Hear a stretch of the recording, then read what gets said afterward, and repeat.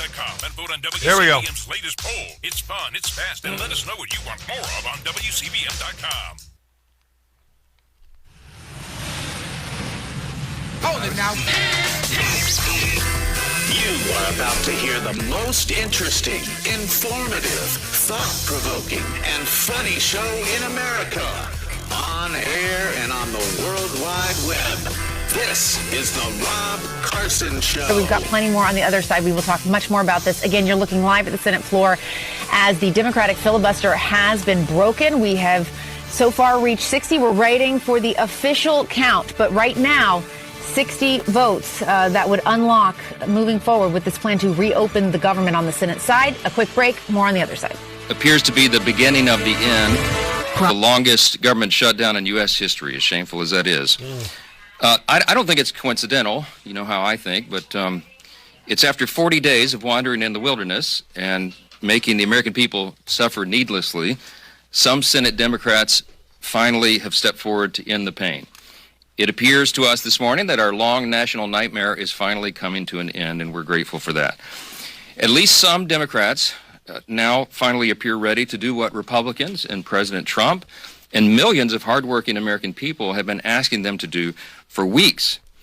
But as we said from the beginning, the people's government cannot be held hostage to further anyone's political agenda. Pretty much, yeah. I got to tell you, the Democrat Party kept looking for these kind of stepping stones to suffering, that they could extend the suffering, use every coming week as the possibility to build on any sort of momentum against Trump. That it's not happening, by the way. And the reason why the Democrat Party is folding now is because last Tuesday didn't mean D word for Richard to the Trump agenda. People are beginning to realize that election was not what they thought it was, which was somehow a refutation of the great things that Donald Trump is doing. Because a week before that, the economy was way down on the list of importance to the American people versus Joe Biden last year. The Democrat Party tanking in the polls, the most unpopular that it's ever been. And somehow Tuesday, in elections that were expected to be won by Democrats, this was going to give them the momentum they needed. And they realized that they don't have the momentum. And they also were perfectly happy to ruin your Thanksgiving, perfectly happy to ruin your Christmas, because they don't give a crap about you. The Democrat Party doesn't give a flying crap about you. They wanted another $1.2 trillion in spending, and they didn't get it, so they threw a temper tantrum, and they shut down the dumb government. There's no doubt about it, and everybody understands that because they don't have media dominance anymore, and everybody understands what the Democrat Party is all about. They only enrich themselves and their buddies. They've made a whole lot of people super rich with this terrible Obamacare, which we said was a turd when they passed it against the will of the American people, and they tried it again. But under Joe Biden, it was the American Rescue Plan, wrongly named, where Democrats pumped $2 trillion into the economy. And what did they do? Yeah. Economists call it the original sin. It drove double-digit inflation that we hadn't seen in 40 years. Donald Trump inherited that broken... And the Democrats didn't say a damned thing when inflation was 9% the first year of Joe Biden's presidency, and groceries increased in price by 50%. I know, because I lived it. You lived it too. The price of a used car nearly doubled. The price of buying a home doubled. The price of rent doubled. The interest rate on your house tripled. Economy, and he has been fixing it. Energy prices are down. Grocery prices are down. In fact, gas prices are at a lowest point in 5 years. But this was seriously broken by Joe Biden and Democrats, and guess what? Donald Trump is fixing it. We gave the Democrats a clean, continuing resolution to keep the government funded back on September. And it was an opportunity to just continue funding levels as the way they were, which, by the way, were increased by over 50% when Joe Biden was the president under COVID. They expanded all sorts of government agencies by hundreds of thousands of people and trillions of dollars in spending. But that's never enough. It's never enough. Did you get a 50% increase in your pay in 2000 or 2001 or 2011? Did you get, or 2021? Did you get a 50% pay increase? Because I didn't get a 50% pay increase. Government got a free 50% pay increase. Government workers, their salaries and benefits are 70% higher than the average person. They got retirement accounts, for God's sake. Government employees have retirement accounts. Do you? I don't. I don't have a retirement account. Every dime that I have, I got to save for myself. But and in Washington, D.C., the average household income is $265,000. In Washington, D.C., you know why? Because of our money. November 19th, Shannon. And what was their response that your previous guest doesn't even mention? They want to spend $1.5 trillion. Yeah. 1.5 trillion. It is essentially the same failed economic policy that put Americans in the ditch under Joe Biden. And you know what? Donald J. Trump is fixing this economy. That's why 77 million people voted him, because he's voted for him, because he's the only one that can. Yeah. Yeah, and we're being blasted by the disastrous Obamacare. If you've had to buy insurance lately, you know what it's like. Look what they did to it, and now they're complaining because we're not subsidizing Obamacare and we're not giving it to illegals. I mean, I remember when my family's health care sure isn't what it is right now. My health care personally, I ended up going with a faith-based. It's not really an insurance company, but it's similar. We share our medical bills. Otherwise, my insurance for me, $12,000 a year with a $7,000 deductible, which is the equivalent of having liability insurance on your car. You ever had that? You've ever had a car that was so worthless that you just put liability on it in case you ran into somebody and it was your fault, and it would cover the legal bills associated with that, but it wouldn't fix your car because your car was such a piece of crap? I had that. And that's basically what my health insurance would have been had I gone with this other company. But I ended up with a faith-based insurance company. Here's Lindsey Graham talking about the scam of Obamacare. They want us to do two things by terrorizing the country. Repeal the $1.5 trillion in savings we had from the big, beautiful bill making Medicaid more efficient. They want to change the prohibition against illegals getting health care that we had in that bill. And they also want us to continue for another year Obamacare, which is the biggest scam on the planet. Under Obamacare, insurance companies' stocks have gone up about 1,000%. Yeah. Your premiums have... Yeah, look at how rich insurance companies have gotten since then. Look at how rich that big pharma has gotten just in the last 5 years. Doubled. The only winner... Did you get rich like that? Because I didn't. Under Obamacare is insurance companies. They sign people up, they get paid, and these people don't even make claims. No. 190,000 people were signed up on Obamacare and didn't even know it. Yeah, they looted the Treasury just like they did with all these NGOs and whatnot. They just looted our Treasury and got their friends rich. So it's a scam for insurance companies. It's not helping affordability. And Donald Trump gave us a breakthrough yesterday. President Trump said yesterday, I will not accept continuing to give hundreds of billions of dollars to money-sucking healthcare insurance companies under Obamacare. I'm going to give the money to the people so they can buy better and cheaper health care, and that broke the Democrats. Obamacare has been exposed for a scam. It's a reward to insurance companies at your expense, and I think the government's going to open today because cooler heads are prevailing on the Democratic side. Yeah, before Obamacare, you could get insurance for a family of four for about $12,000 a year, maybe $15,000 a year, and now it's $40,000 a year, $40,000 a year. Unbelievable. Here is Kevin Hassett. Kevin Hassett talking about what Donald Trump wants to do, give you money to buy your own health care. And one of the things you could do is conservatives believe that they don't want the government to micromanage people's lives. And, everybody believes that people should have health care. And so why not take the people who have higher health care premiums and just mail them a check and let them decide? The reason why it could have an effect is that there are multiple tiers under the Affordable Care Act of different types of insurance. And it could be that people would rather have the money and go from this kind of plan to that kind of plan and save themselves a little bit. And so that's take the middleman out of it. Basically giving the people an opportunity to make more choices. Also, illegals can't get the money there. There's that too. Then the government usually lets Is them. this the Senator Cassidy proposal? I'm sure that Senator Cassidy and President Trump talked about it, but whether he agrees with everything with Cassidy, I haven't talked to him about it. Yeah, here is Senator Bernie Moreno the other day after Chuck Schumer walked out of the chamber talking about how the insurance companies get checks from us no matter what, even if they are not insuring people. Does he want these monies to go directly to insurance companies? Let me repeat that. Madam President, because I don't think the American people have been told the truth here. This money does not go to people on Obamacare. This is a check written from the federal government to the wealthiest insurance companies on the planet. He wants no income caps, millionaires getting COVID subsidies. He wants $0 premiums that are filled with fraud. And he wants to enrich insurance companies even more. Yeah, that's what Washington, D.C. has been for a very long time. It's been a grift.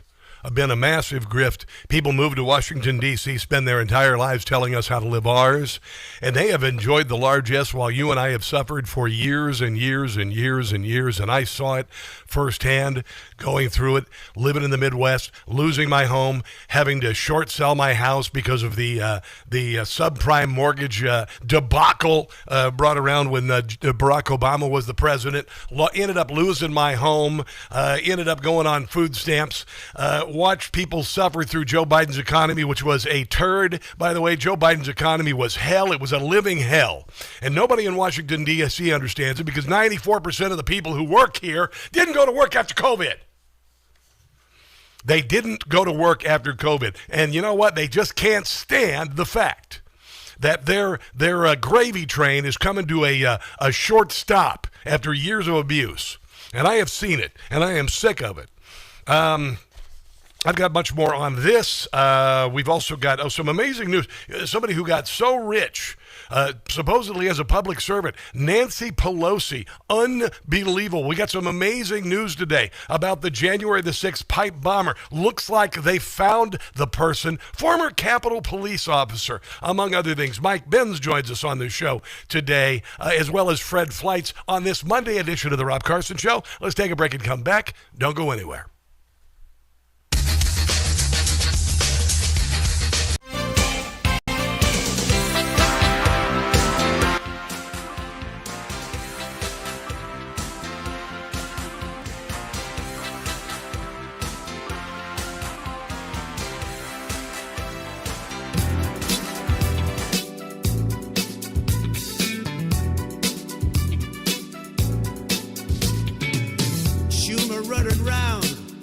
Out loud of his dirty tactics, how can he be proud to close up the federal government? For the GOP, Schumer is heaven sent. Chuck ought to know that this time around he will get the blame for a government shutdown.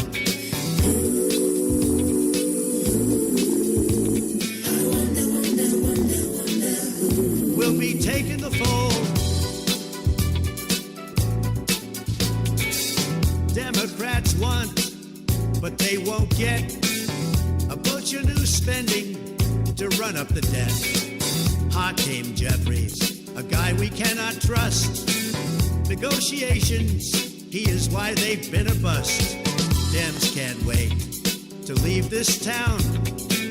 But sad, sad truth, they want to shut down.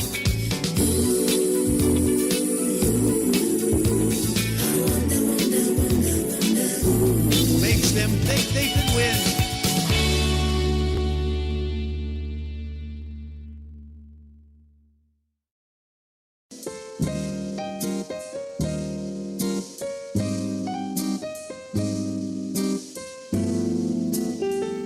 She isn't running, and we're so grateful. That woman was oh so hateful. She's a national disgrace. That's Nancy with a Botox face. Her star was rapidly fading. She's as corrupt as can be. She made millions from insider trading. Where is the SEC? Nancy Pelosi was a lousy speaker. She tried to make our country weaker. glad they will replace Miss Nancy with a Botox face.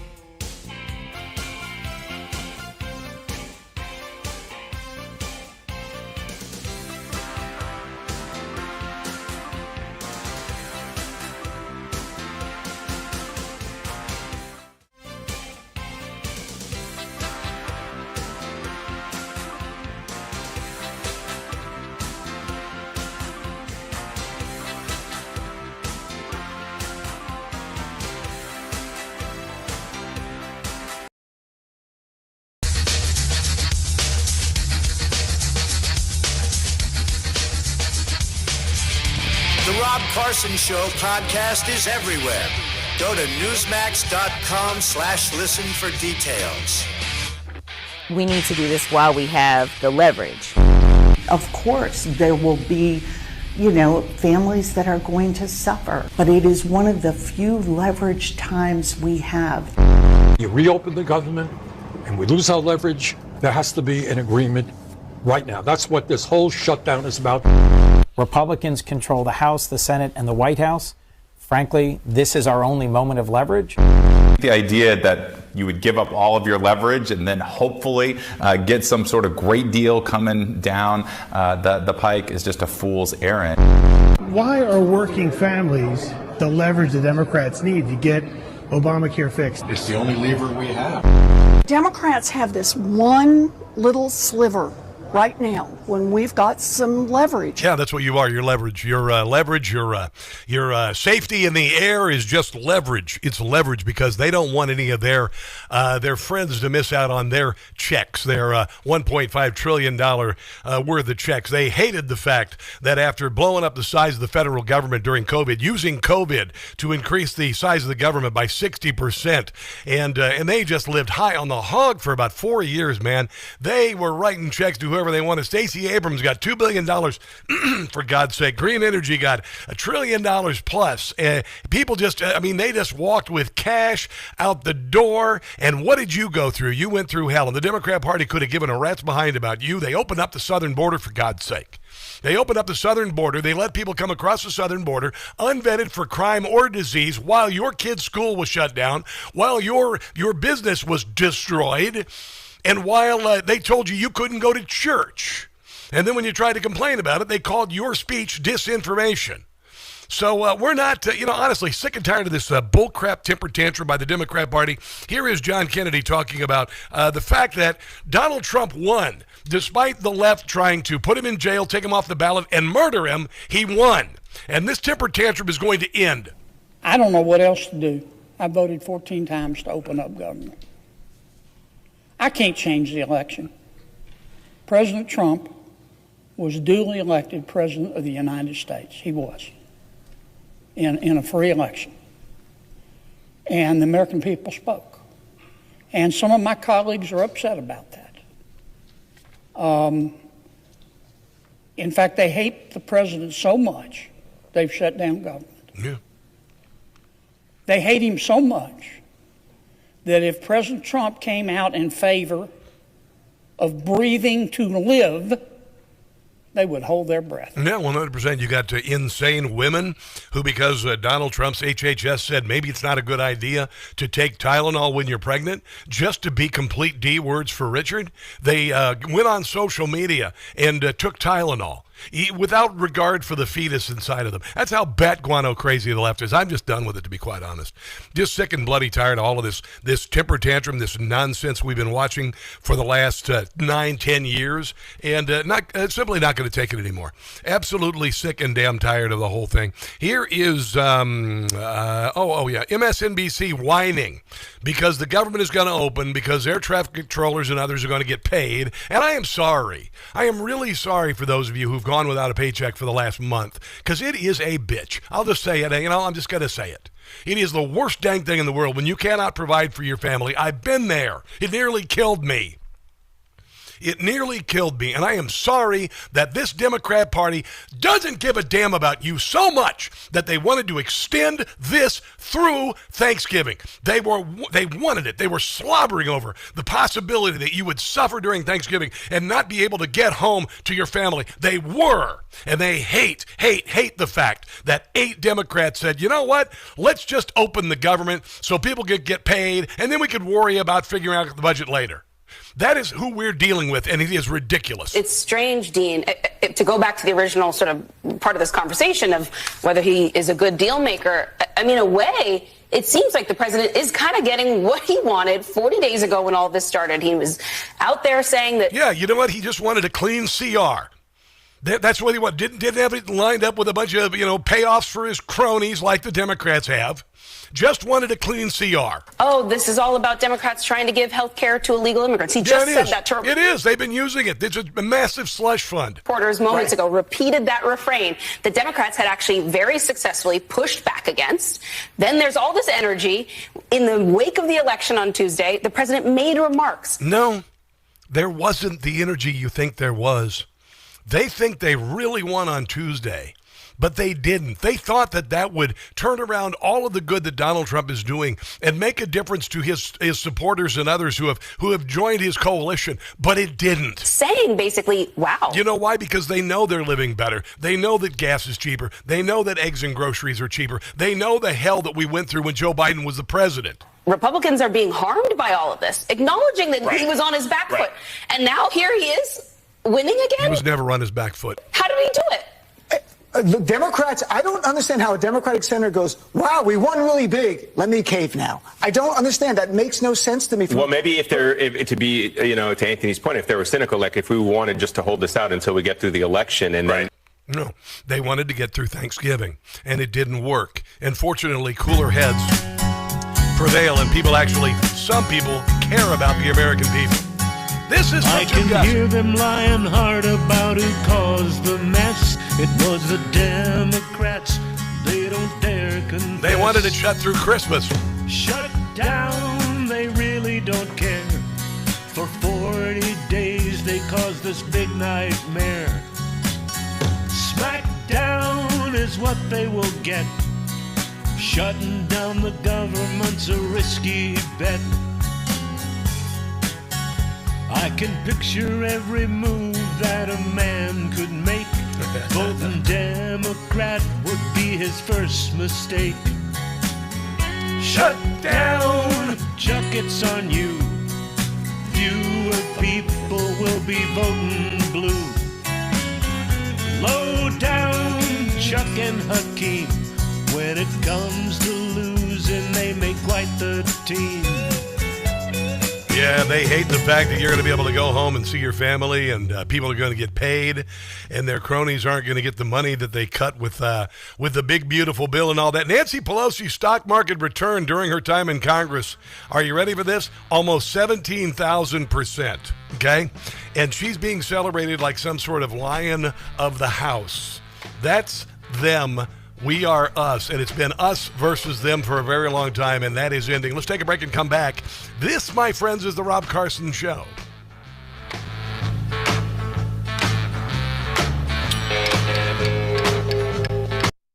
Hey guys, it's Carson, not proud member of the 4 a.m. club. You know what that is? Well, that's the time that I usually wake up every night and can't get back to sleep.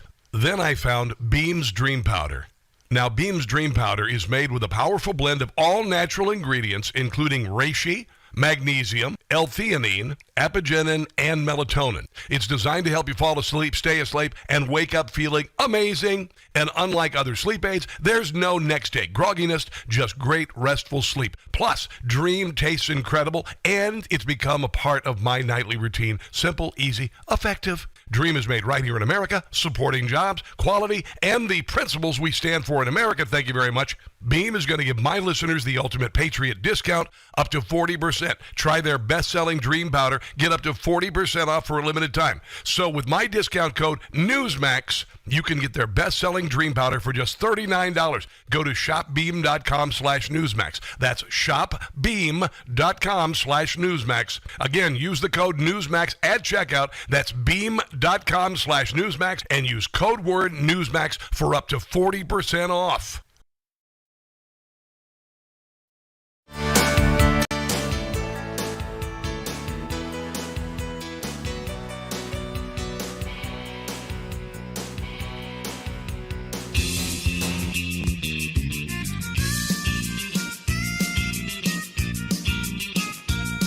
New Yorkers made a big mistake.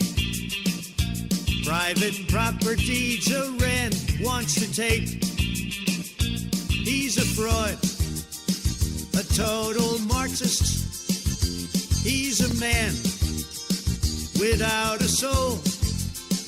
Of all possessions, the things that you own, he wants control, total control. Commie, chameleon. He'll take your business right away from you. That's why millions plan to leave New York. They fear the evil that Mamdani can do. Commie, chameleon. Anti-Semite. Oh, how he loves Hamas. Commie, chameleon. Mamdani's gains, they will be the residents' loss.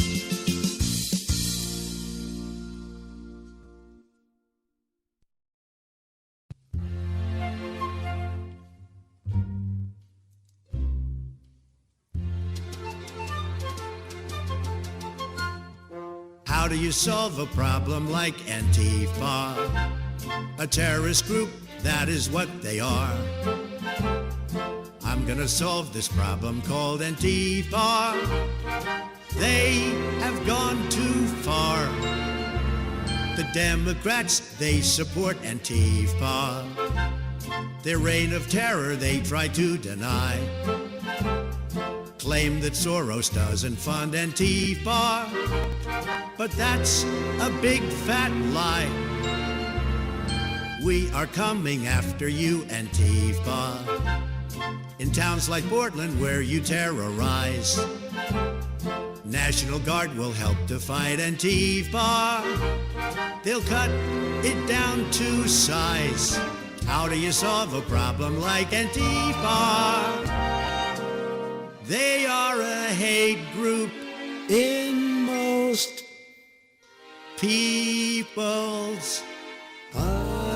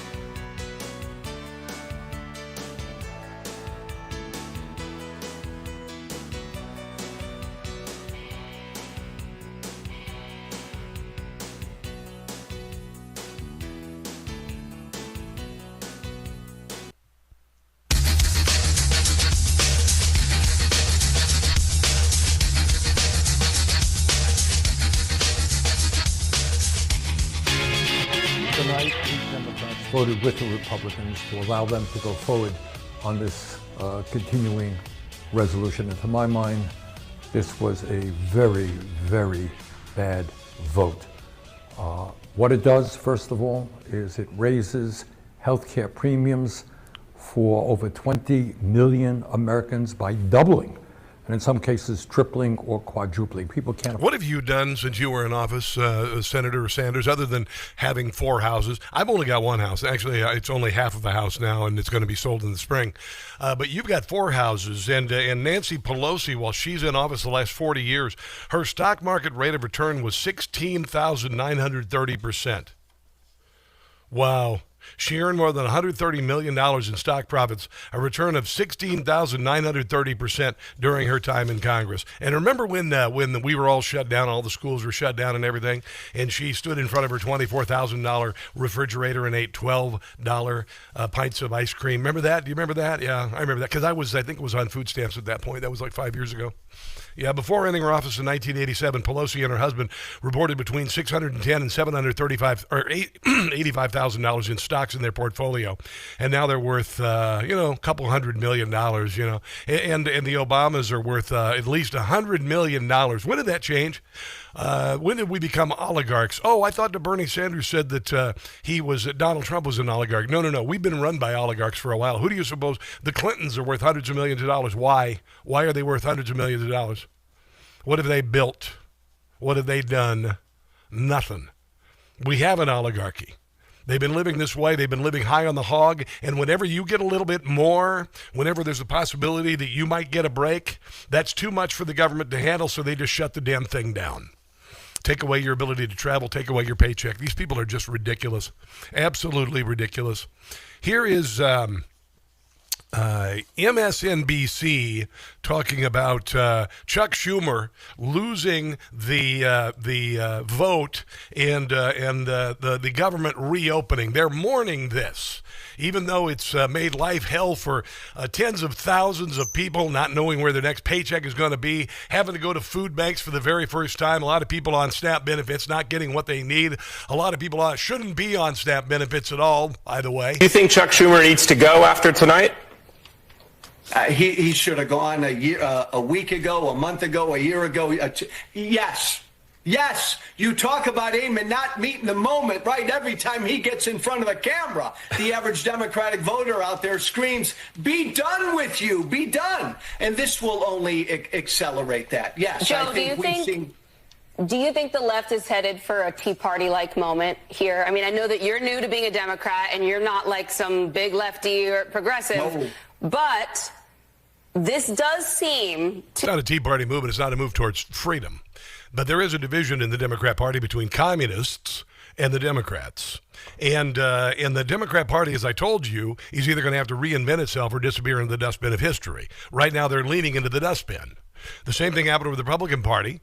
It went true MAGA, which is, by the way, foundational, versus the establishment Republican Party, the country club Republican Party, represented by Mitt Romney. We did not have a choice for president since Reagan. We have not had a choice for a presidential candidate since Reagan. We've always had to settle. We had to settle for John McCain. We had to settle for Mitt Romney because the party chose them. They did. Nobody wanted frickin' Mitt Romney to be the candidate. Nobody wanted John McCain to be the candidate. We always come with this giant field of candidates, of promising candidates, and ultimately end up having to settle for somebody and vote for them just because they're Republican. Donald Trump changed that, and the left can't freaking stand it. And you as Democrats ought to be a little pissed off too, because you haven't had a choice either. Hillary Clinton was chosen. Bernie Sanders was driven out. Joe Biden was chosen. Everyone else was driven out. During the 2024 election, he was made the candidate. Everybody else was driven out. And then when it became so apparent that his brain is made of pudding, then they decided to put Kamala Harris in there. If I were a Democrat, I'd be a little ticked off too. And if you're still down with the Democrat Party, I mean, are you out of your freaking mind? Are you out of your nut? I said before the election, 80% of us believe the country was headed in the wrong direction. 80% of us can come together to save it. And now we have 8 Democrats who are at least saying, okay, let's open the damn government so people can get paid. That gave me almost a little bit of hope that maybe some people are going to pull their heads out of their butts and come back to their senses and recognize we're the greatest country in the history of the world. We can disagree with one another. Democrats are for a strong federal government. Republicans are for states' rights. But it has become this bet guano crazy party of the left. That's your Democrat Party. They think that boys can become girls and compete with girls. When did it become that? That's your Democrat Party. It's going to be either wacko left or maybe a few people who are going, what the hell happened to our party? What the hell happened to our party? And all of us have suffered because of them. And what they did when Joe Biden was the president, opening the southern border, not holding China responsible for a virus that was released on us, not holding those responsible who burned our cities during the summer of 2020, a false flag event based on nothing. Maybe this is about time for the Democrat Party to have a come-to-Jesus moment. I'm not holding my breath, but fortunately, hopefully, it looks like our government is going to get reopened. I believe we have Sean from Live Oak on the phone. Hello, Sean. Welcome to the Rob Carson Show. What's on your mind today? Yeah, greetings from West Ontario. Yeah. Yeah, I want to discuss the great evils committed by the filibuster. And if you go back before the Civil War, lots of the abolitionist efforts were thwarted by Southern Democrats using the filibuster. But to me, one of the greatest evils is in the 1920s when the Republicans were trying to put in anti-lynching laws.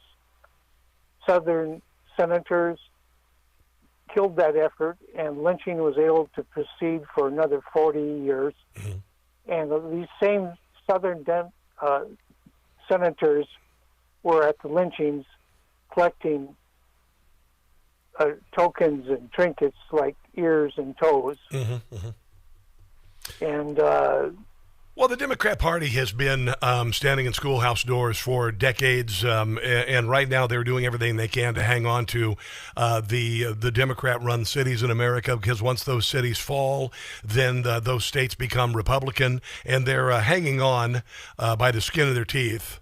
And they're still doing the same things. They want to keep people in America's inner cities uneducated, dependent, and aggrieved. That's the way it is. That's your Democrat Party. And they tried to do the same thing with this government shutdown to make people suffer and hope that they would blame the Republican Party for it. And they don't have media dominance anymore. It didn't work. And they thought that last week the wins in Virginia with a very piss-poor governor candidate on the Republican side, the questionable results in the state of New Jersey, by the way, they are quite questionable.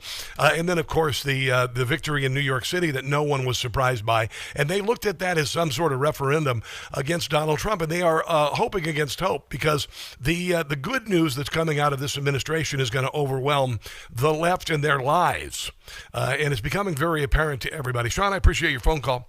Did you hear Scott Bessent? He called out George Stephanopoulos this weekend. You know, George Stephanopoulos, little toady, and he used to be this little pit bull affiliated with Bill Clinton. He went after women who claimed truthfully that they'd been abused sexually by Bill Clinton, went after them, destroyed their lives. And Scott Bessent decided to go after George Stephanopoulos this weekend about the shutdown, and it didn't end well for George. George, the best way to do it, and look, you were involved in a lot of these in the 90s, and you basically called the Republicans terrorists, and you said that it is not the responsible party that keeps the government closed. And so what we need is 5 brave, moderate Democratic senators to cross the aisle, because right now it is 52 to 3.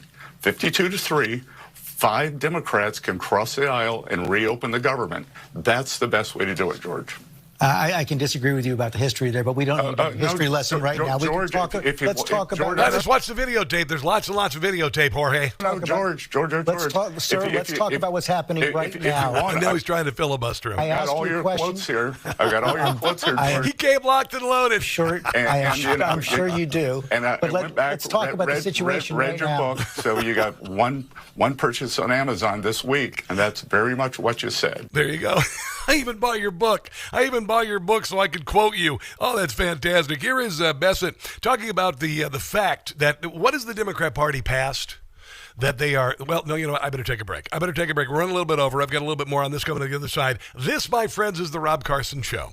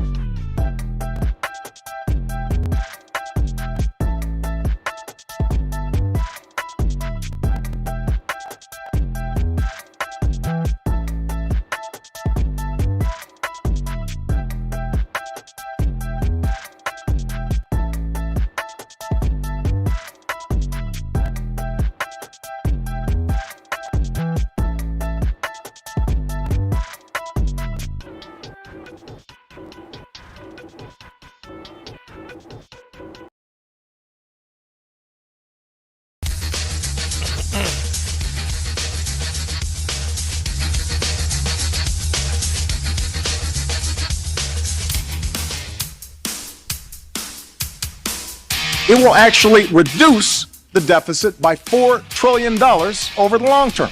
Reducing the waste and inefficiency in Medicare and Medicaid will pay for most of this plan.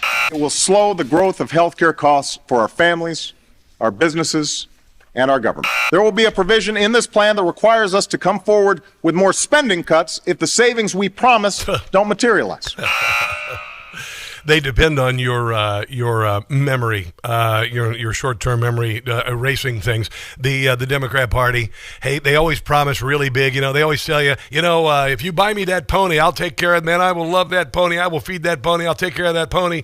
And then a couple years later, the pony's dead, starved to death. That's your Democrat Party. They always lie about everything. They say everything's going to be great. He promised that this, the infrastructure bill, $787 billion, was going to create shovel-ready jobs. But whenever the Democrat Party says that they have shovel ready, you better have your shovel ready, because you're going to be shoveling a lot of crap.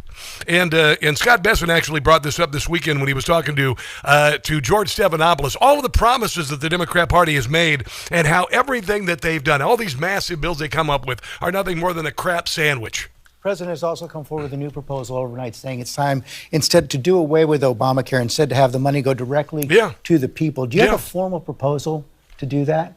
We don't have a formal proposal, but what I have noticed over time is that the Democrats give all these bills the Orwellian names: the Affordable Care Act, the Inflation Reduction Act, and we end it's up kind of like what they did with Greenland and Iceland. They said that I guess I heard that was it the Vikings or something. They said, hey, if we call Greenland, then people will go to Greenland. It's actually covered with ice, but we'll go over to Iceland. It's actually pretty nice, and we'll live. And then that might have worked at some point, but not anymore. With just the opposite, the Affordable Care Act.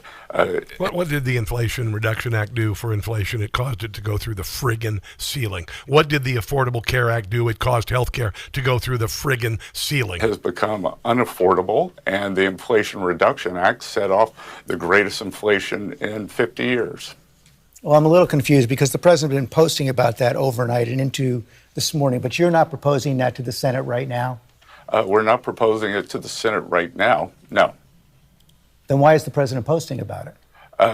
George, the president's posting about it, but again, we have got to get the government reopened before we do this. We are not going to negotiate with the Democrats until they reopen the government. Yeah, when you negotiate to reach a deal, you don't hold people hostage to get a deal. It didn't work.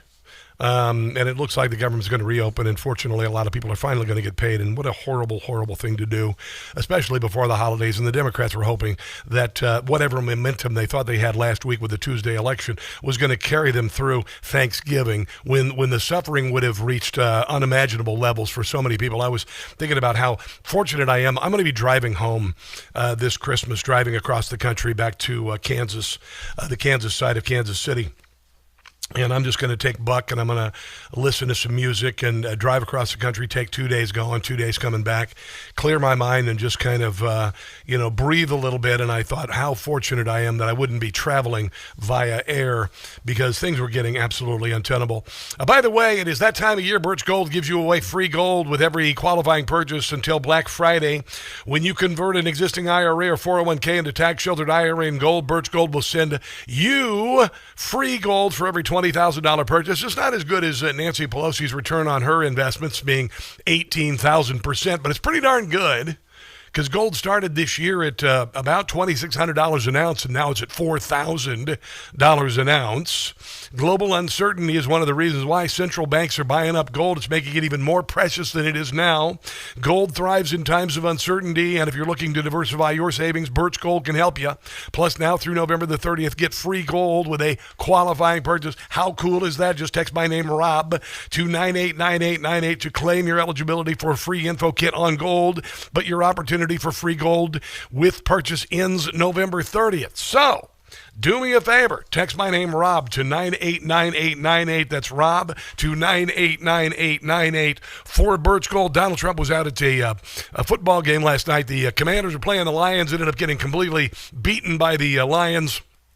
The president talked about he was hanging out in the broadcast booth with Kenny Albert and Jonathan Vilma. You're the first sitting president to attend a regular season game. Ready for this? President Carter, October 2nd. Did you see the flyover Air Force One over the stadium? Oh my God! 1978. It's a long time. I know you're a Yankees fan. That same day, Bucky Dent hit a pretty big home run. Oh, that was a big one. So that was the last time a sitting president attended a regular season game. I know you love sports. Because he's a man of the people. You attend baseball games. I do. NASCAR races. What is it about sports that you enjoy the most? I just love it. It's a microcosm of life. It's sort of like life, know, the good, the bad, and the ugly, right? You're right about that. Well, let's see what happens here. This is a big down. All right, they're calling a timeout here, President Trump. They're trying to regroup. It's the fourth and short. But you can equate sports with life. You know, you have the triumph and you have the problems. Yeah, the agony of defeat is what the Democrats are suffering this morning. Let's take a break and come back. This is the Rob Carson Show.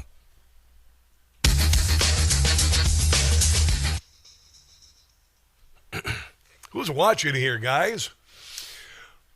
Let's see. Blockbuster 2K. Hello, America Marcy. What up? Somebody said they lived in Missouri. On the YouTube. Hello. And I said that I lived in Missouri for 10 years, by the way.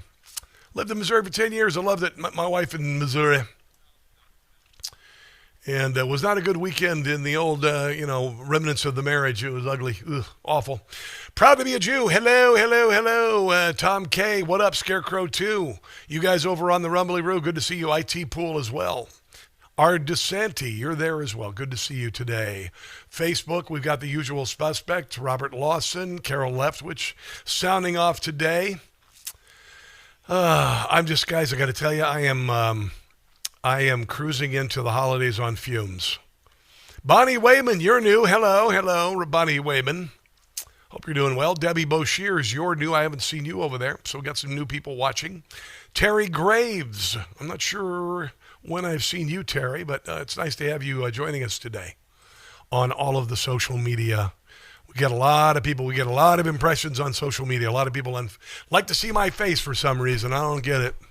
Anyway. Let's see here. Right on, Rob. We are real people back here in Missouri. That's from John Toms 9666. Where do you live in Missouri? I love Missouri. Missouri's a great state. Really, really is. Really is a great state. And the further south you get, the prettier it gets. I lived in Maryville for 4 years. Terrible. Springfield, Columbia, awesome. Loved Columbia. But not going to live there again. Not going to live there again. Never again. That's all right. I loved it. It was fun. It was there. All right, here we go. Dig it.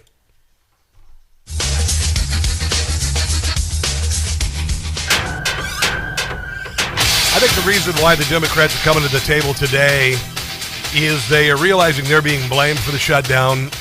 The momentum they thought they had last Tuesday really wasn't there. It was fake. They did not have the momentum from Tuesday's elections.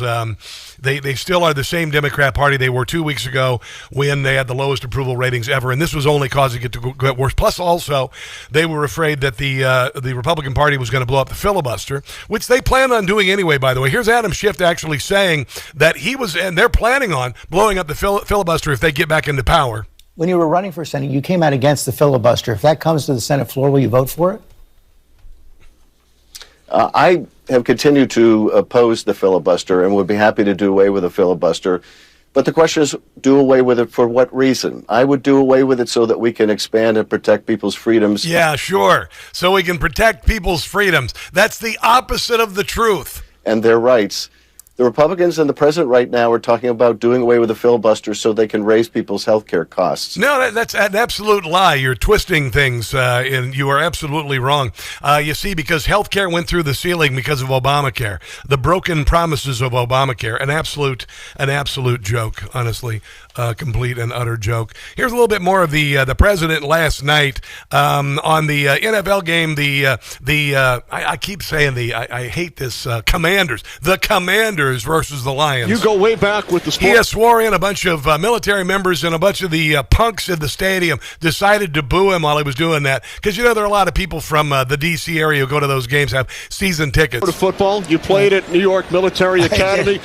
How old were you when you started playing football, and what were some of the life lessons you took out of it? Well, I did. I played tight end. He's built like a tight end. He's 6'4". But I mean, it was not quite football like this. It was a little bit easier. Yeah. It wasn't so tough. And we had a quarterback who didn't have a very strong arm. I would say 10 yards was a long pass. So you were never tackled by a guy like Jonathan? No, if I was tackled by him, I would never forget it. No. We didn't get to play you too often, I can tell you that. But we had a good time, and I loved it. I actually love playing football. We had a good time with it. So we were trying to look up your stats, and we wanted to know how many touchdowns did you have back then? 6, 7? I'm not sure I had any. That's a long time ago. But there you are. But I did. Oh, wow. Yeah, kind of like me. I was never much of an athlete. I tried. I played every sport, but I wasn't very good at it. All right, hour number 2 of the Rob Carson Show coming up. Fred Fleitz is going to join us. Also, some major news out of the elections last Tuesday. There's some questionable results, and it looks like the Jan 6 pipe bomber may have been identified, among other things. Mike Benz is going to join us to talk about that later in the show. This is the Rob Carson Show. Don't go anywhere. No blind rhetoric. No talking down to me. Don't tell me how to think. Don't tell me how to think. Don't tell me how to think. I trust Newsmax. Newsmax. They don't tell me how to think. They let me decide. Real news for real people.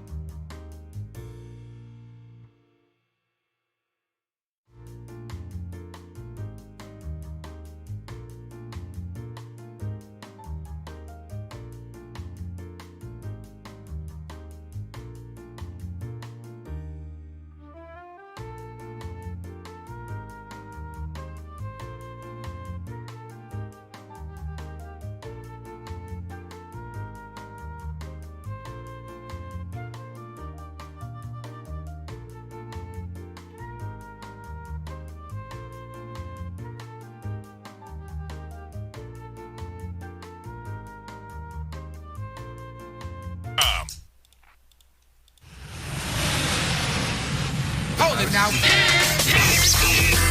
You are about to hear the most interesting, informative, thought-provoking, and funny show in America. On air and on the World Wide Web. This is the Rob Carson Show. This is the Rob Carson Show, hour number 2. Fred Fleitz will join us at the bottom of the hour to talk about the leader of Syria coming to America, among other things, Donald Trump amassing massive victories with regard to foreign policy and trade and manufacturing. And, you know, and of course, inflation is now negated. The price of eggs down 185%. Gas, the lowest it's been in many years. Not such a big bite out of your paycheck. The Democrat Party appears to have failed in keeping the government shut down. Hopefully, it will be reopened today because they wanted to extort another $1.5 trillion from us to pay off their cronies in big insurance, among other things, while you and I suffered. Let's face it, the Democrat Party hasn't given a rat's behind about you in a very long time because they keep passing massive bills that do nothing but make things worse for us, including the Inflation Reduction Act and the Affordable Care Act. None of them have worked. And then, of course, during Barack Obama's presidency, $787 billion for infrastructure. Nothing happened. At what point do you finally go, you know what? Bullcrap. Honestly, just bullcrap. We got people in Washington, D.C. who spend their entire lives telling us how to live ours and do nothing but enrich themselves. Nancy Pelosi, a prime example of that. We find out today that Nancy Pelosi, while she was in Washington, D.C., the returns on her stock investments, 17,000%. While you and I figure out, you know, how we're going to make it to retirement and what we're going to have after retirement, if we even get to retirement. And a lot of people had to come out of retirement while Joe Biden was the president. And you know, I told you, we have a bourgeois, we have a proletariat.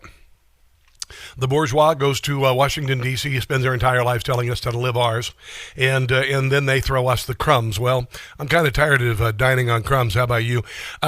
Katie Porter, she's that awful, awful woman who's running for governor. She's a bat guano crazy Karen who stormed out of an interview the other day because she was asked tough questions. I mean, my God, can you imagine? This, I got to tell you guys. We've got to get Karen out of the political system. The liberal Karen, her welcome is worn quite thin. She's a busybody. She likes to stick her nose in everybody's business.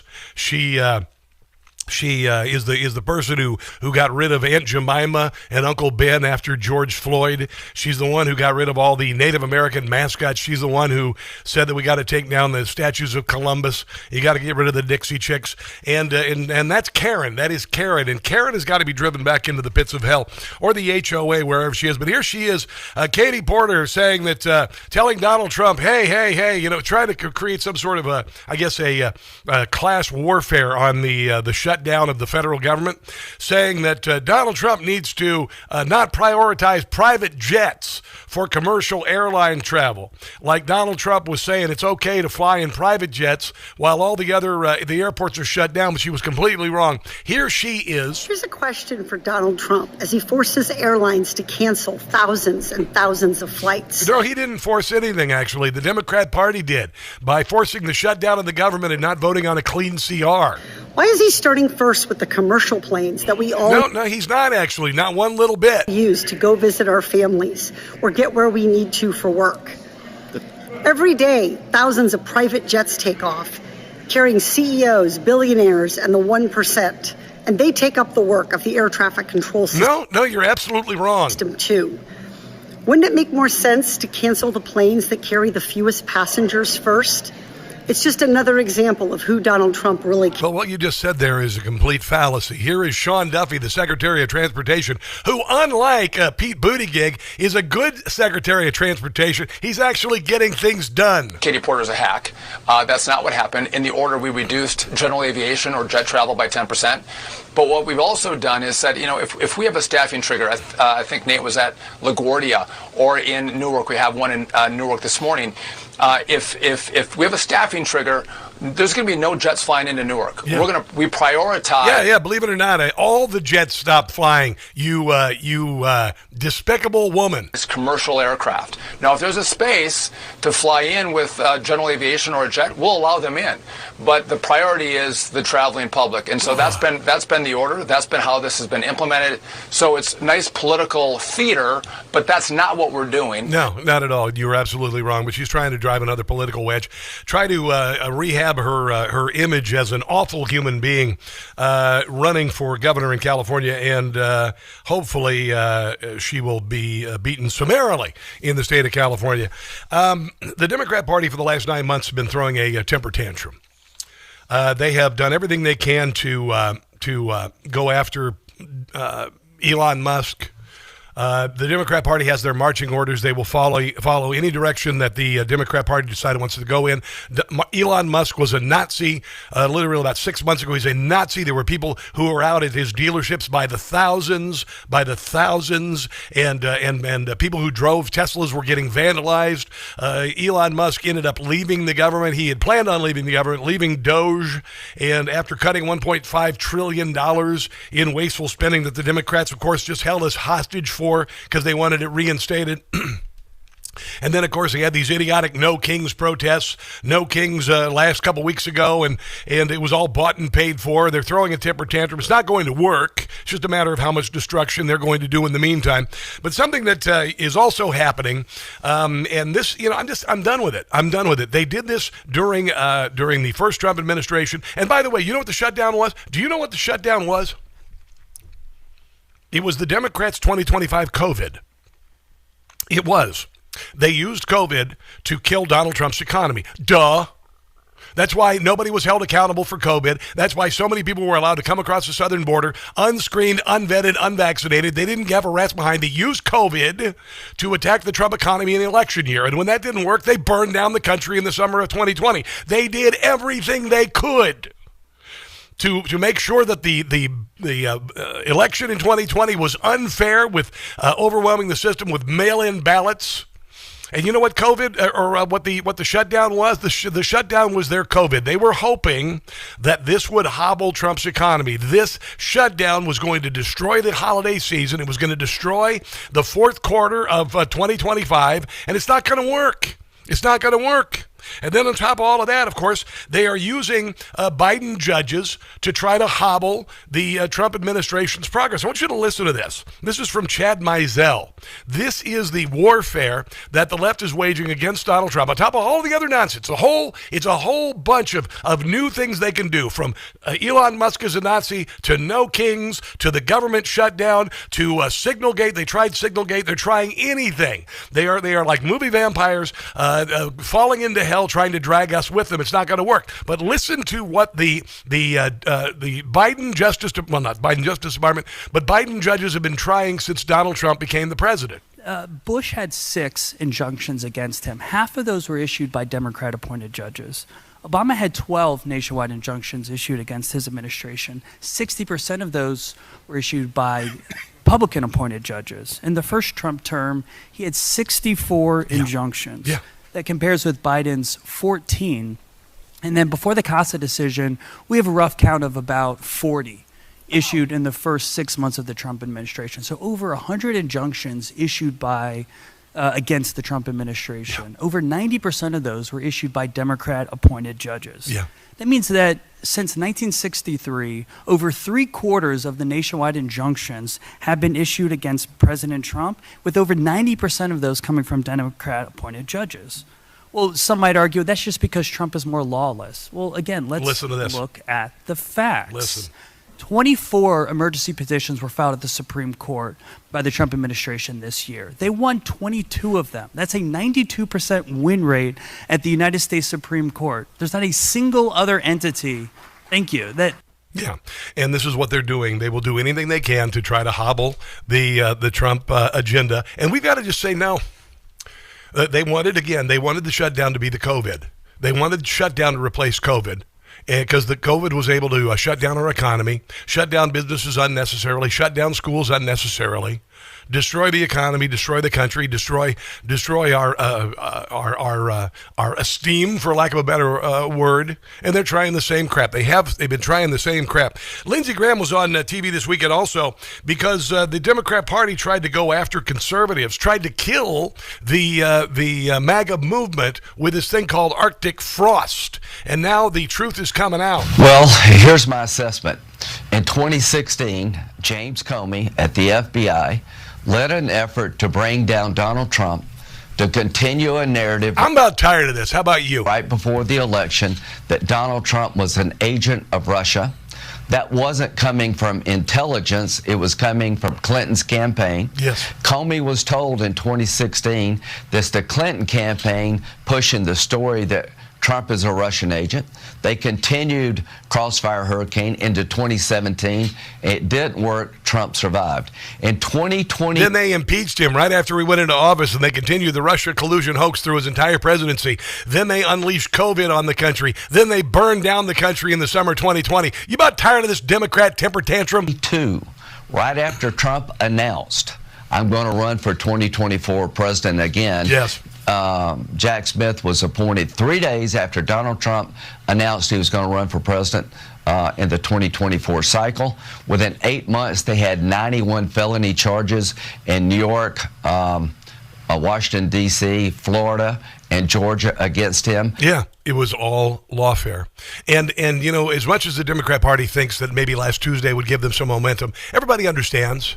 Everybody knows what's going on. They can distract with little things here and there, but nothing is going to is going to hobble the progress of what's happening and the good feeling about America. And by the way, next year's the 250th anniversary of America, and patriotism is going to play a very big role in the midterms. And the Democrat Party have been on the wrong side of history, and the wrong side of the country has founded for a very long time. A little bit more on Arctic frost. Then we're going to get into the elections that happened last Tuesday. A lot of questions about them. Dylan has some questions about them in Pennsylvania and New Jersey, by the way. Yeah, that's all coming up on the Rob Carson Show. Don't go anywhere.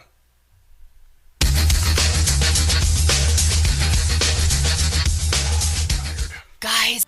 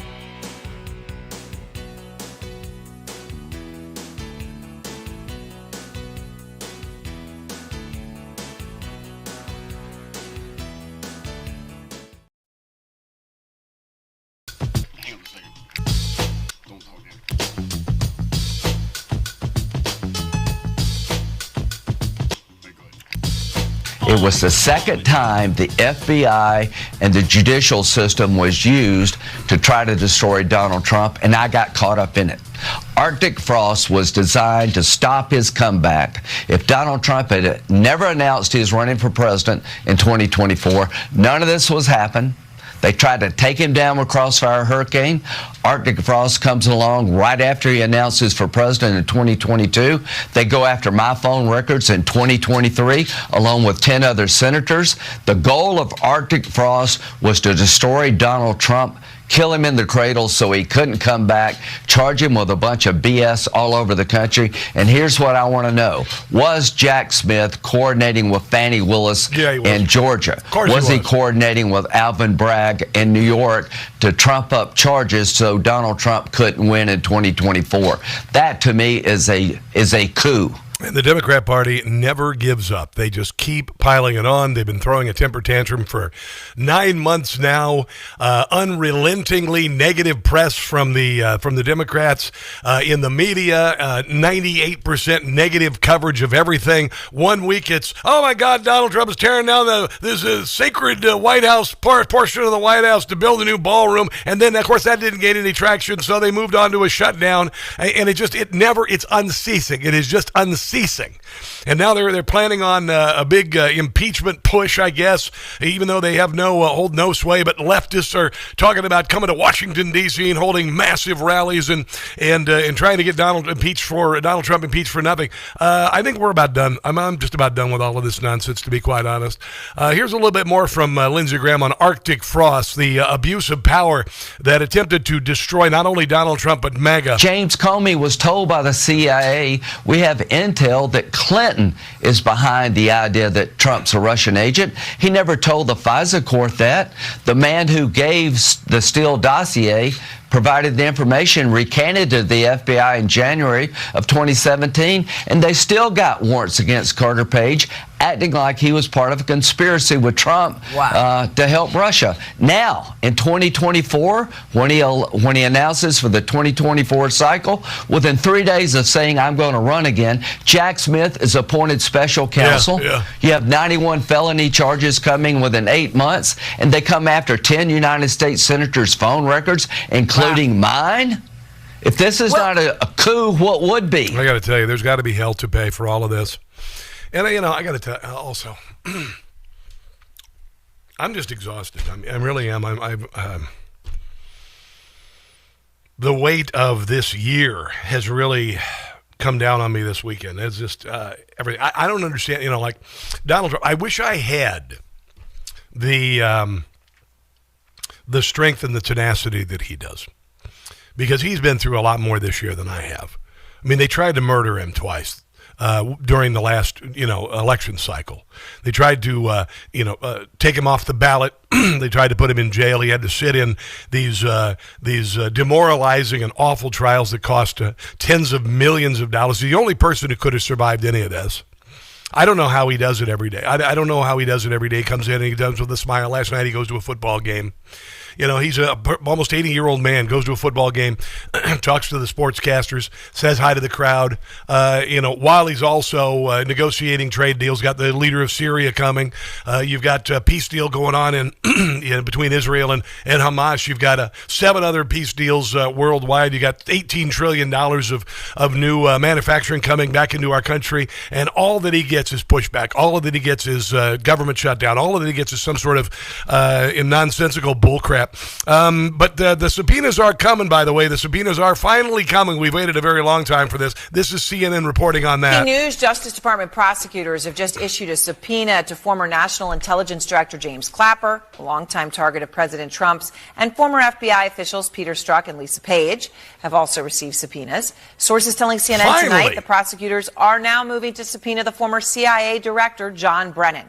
Caitlin Poland's breaking so much of this. Caitlin, what do you know about these subpoenas?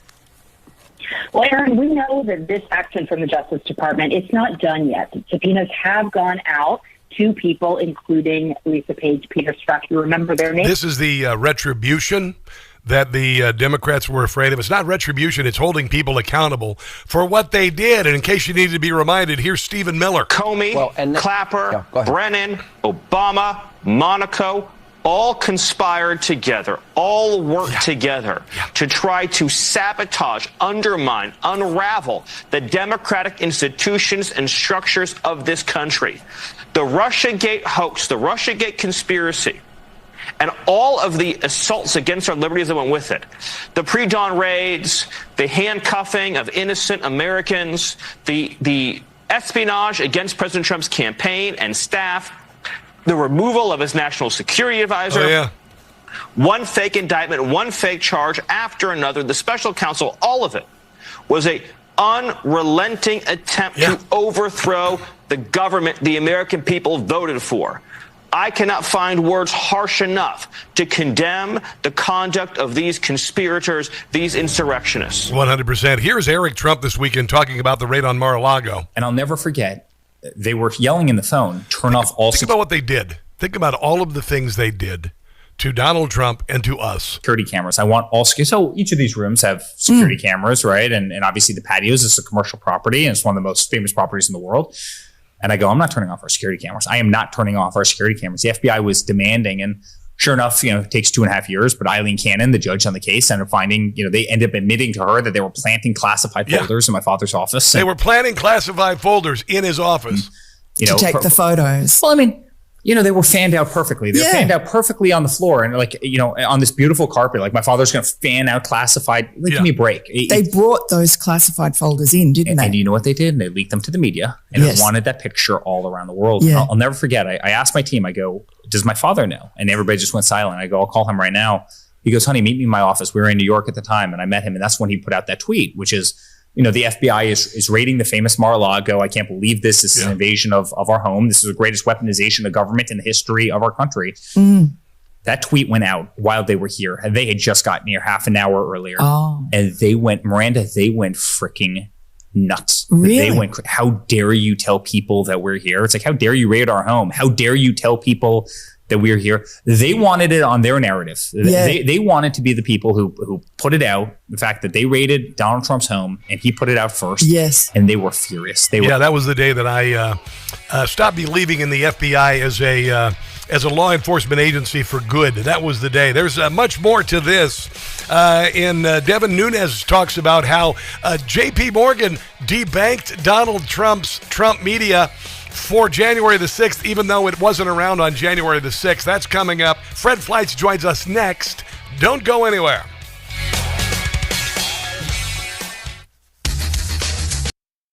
Hey guys, it's Carson. Forget fresh olive oil. I eat olive oil every day. I got rid of seed oils years ago. Life is too short to not have wonderful fresh olive oil, and I mean fresh.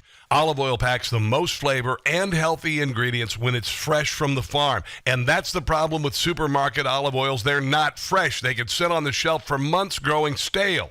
That's why I get my olive oil from small, award-winning farms, thanks to a fellow named T.J. Robinson, also known as the Olive Oil Hunter. When I tasted TJ Farms' fresh olive oils, I fell in love with their vibrant, grassy flavors. They're incredibly delicious on salad, veggies, pasta, meat, fish, you name it. And as an introduction to his Fresh Pressed Olive Oil Club, TJ is willing to send you a full-size $39 bottle of one of the world's finest artisanal olive oils, fresh from the new harvest, for just $1 to help him cover shipping. There's no commitment to buy anything now or later. Get your free $39 bottle for just $1 and taste the difference freshness makes. Go to GetFreshRobCarson.com. That's GetFreshRobCarson.com for a free bottle and pay just $1 shipping. GetFreshRobCarson.com.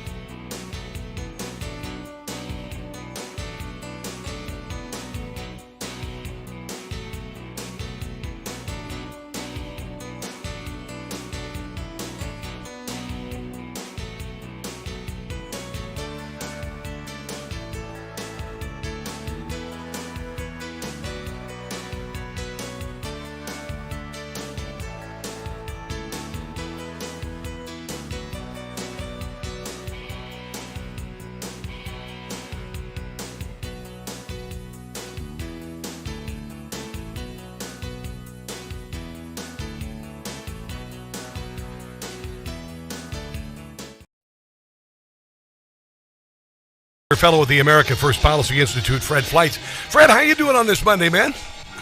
Pretty good. How are you? I'm good. You know, I'm a little tired. It's been a long year. Getting kind of exhausted of all the bullcrap coming out of Washington, D.C. Finally, the possibility of the end of this idiotic shutdown, this attempt to extort the American people by the Democrat Party. I think they wanted to keep it going through Thanksgiving to spread the misery, but it looks like it's coming to an end. Last week, there was a lot of focus on the economy. After the Tuesday election, everybody said maybe Donald Trump was focused too much on overseas peace deals and whatnot. Now he's back to meeting with world leaders, including the Syrian president, Ahmad al-Sharaa, who, by the way, was a terrorist, was I guess, officially declared a terrorist by the U.S. government until about 3 years ago. What changed, Fred? What changed about him? Well, it's a remarkable transformation. Who would have thought when President Trump was electing, he would have considered he'd be meeting with a former al-Qaeda member who's now president of Syria. But this guy claims he's left al-Qaeda. He has said he's going to push for an inclusive government. He wants peace with Israel. He wants to reach out to the world. There's some questions about whether he's going to do this or not. He does not have an inclusive government. He has brought foreign fighters into his government. But it's really urgent that there be a functioning government in Syria. Yeah. So it doesn't become an ungoverned space that al-Qaeda will move into. And I think what Trump is doing, and the Saudis have encouraged him to do this, is to engage with this guy and encourage him to do the right thing in governing. And, I mean, the jury's out, but I think it's a good effort. Well, didn't he also just lift some sanctions against Syria so the Syrian people could live more comfortably? I know they were suffering, but I believe when Trump got rid of the sanctions, they were celebratory about it. The people of Syria seemed like they were ready to turn the page and move away from the radicalism that had governed there for so very long. Is that the stance of the Syrian people? They lifted most of the sanctions against al-Sharaa, sanctions against Syria. There are some very extensive sanctions that Congress has to lift. Trump has suspended them, which is huge. And, by doing this, Syria can get investment in the country, and it's now legal to trade with Syrian firms and do business with the Syrian government. So it is a big win for Syria. Yeah. I'm hopeful. I don't generally trust Islamists, as most of us don't, but he seems genuine. There seems to be a move, obviously, with Donald Trump bringing 7 Arab nations together to help to end the conflict in Israel with Hamas. It sounds like there are people in the Middle East who want to move away from this death cult that they've been following into actually making paradise here on earth for their people instead of all of the nonsense that's been happening the last, about 50 years, right? I think that's right. And when it comes to al-Sharaa, look, people can change, and he has been against ISIS for a long time. Uh-huh. He was head of a terrorist organization, but now he claims that he's not. And there are indications that if he can strike some kind of a peace deal with Israel, he may join the Abraham Accords, which is just a wild development given how bad Syria was for so long. Yeah. As a place where there were Iranians and Hezbollah fighters and al-Qaeda and ISIS. It's a big change. Well, you consider that a leader of Syria has not been to the United States in 60 years. There's something about when Donald Trump meets with these Islamic nations, there is a fear and respect, I think, associated with Donald Trump, and there's also an honor to it. And I think by Trump inviting him to come here, he's not only expressing his strength, but he's also honoring this person. I think that'll have a tremendous impact on him as a leader of his country. I think that's right. It legitimizes him, and he needs that. He only controls about 60% of the country. There are a lot of factions and leaders who do not like him, who do not support him, and frankly, his government, there are elements of his government who are committing atrocities that I don't think he's responsible for. Yeah. I hope he's not responsible for, but it's pretty clear he doesn't have full control of the security services. Yeah. You had mentioned in a text to me earlier that Europe wants to weaken the Gaza peace plan. What is that all about? I wrote about that in a recent American Greatness article. it was great to see all these European states coming to this summit in Egypt after the 20-point plan was agreed to. But I talked to a number of European diplomats, and some of them said this publicly. They signed on to the plan, but they would like to change it because they want the Palestinian Authority to be given a greater role in the peace process right now before they reform. That's not the deal. And if that's the deal, Israel will back out. Israel agreed very reluctantly to let the Palestinian Authority play a role in governing Gaza and a pathway to a Palestinian state, assuming it reforms. And among those reforms is it has to stop teaching its citizens from the time they're toddlers to hate Jews, to kill, destroy the state of Israel. Until the society changes and de-radicalizes, Israel's not going to agree to a Palestinian state. Yeah, by the way, we have a little trouble with your phone. I'm not sure if you're in a bad location. The phone signal's kind of cracking up a little bit. Let's see if it gets a little bit better here. What's going on with Russia and Ukraine? What's happening there? Are they making any progress whatsoever? It seems like it kind of disappeared from the radar altogether. I don't think it's getting any better, but it is interesting right now that Foreign Minister Lavrov reportedly was out of favor with Putin because Putin was angry that this summit that was going to be held with President Trump in Budapest was canceled. And I guess Putin was blaming Lavrov. But look, if the upper echelons of the Russian government are fighting with each other because of sanctions and pressure, that's a good thing, and maybe a sign of hope that we can end this war. About Venezuela, it sounds like we are teetering on the possibility of a limited invasion. I don't think that Maduro is long for the leadership in that country, and I think that, and I even heard Michael Flynn talking about it. He says it's not about regime change, it's about putting a leader who won the election in office. The opposition leader won that election is very clear, and Syria or Venezuela's done a lot of damage to the United States, essentially a war on the United States, emptying its prisons into our country and sending deadly fentanyl to kill our people. What do you think is going to happen in the near future with regard to Maduro and Venezuela? Destroying boats that are bringing drugs to this country, I'm for that. Yeah, amen.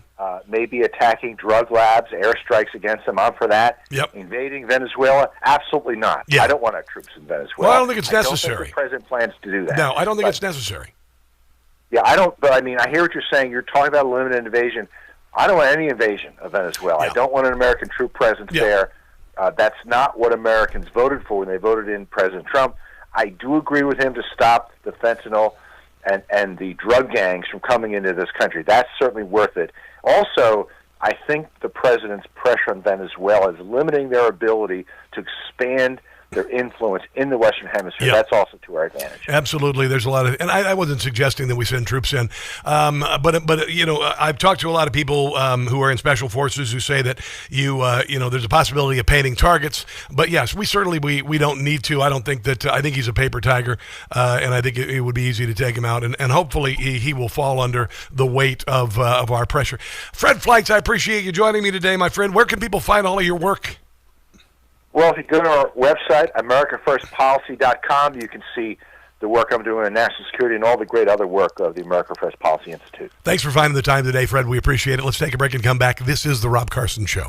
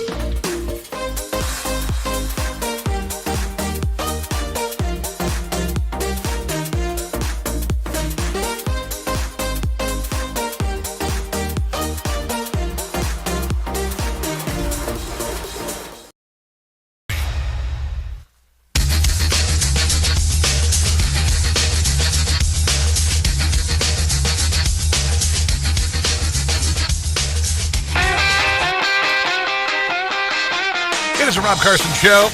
We have much to get to. I want to get to Greg Gutfeld. He did an interview with a New York Times podcaster. And, as I've told you, conservative comedy is on the ascension because the left can't be taken seriously anymore. And Greg is really amazing. I'm really just thrilled because I've been doing conservative comedy for a very long time.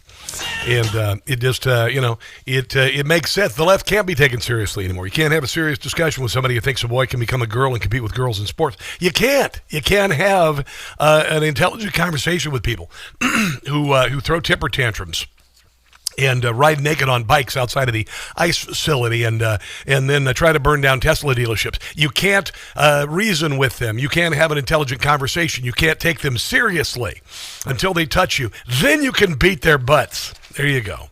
I'm going to be out this weekend in Sykesville, Maryland at X Golf. We're doing a big salute to service golf tournament. It's an indoor golf tournament at an indoor golf facility. And then later in the evening, there's an 80s band going to be performing. If you are interested in attending and hanging out with me, Deplora Bell is going to be there as well. It is Saturday night at this place called X Golf in Eldersburg on Liberty Road. And it's this Saturday night. If you come and join us, it's going to be a lot of fun, and there'll be a silent auction and whatnot. But look at my social media for details on it. Just go to Facebook and Twitter at Rob Carson Show. It's right there on the top. But if you live in the Maryland area and you've been wanting to get out and see me, I'd love to see you again.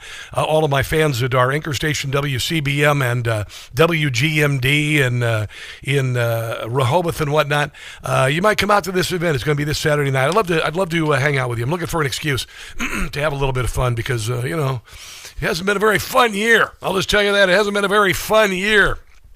And I'm looking forward to the time off. I went and got a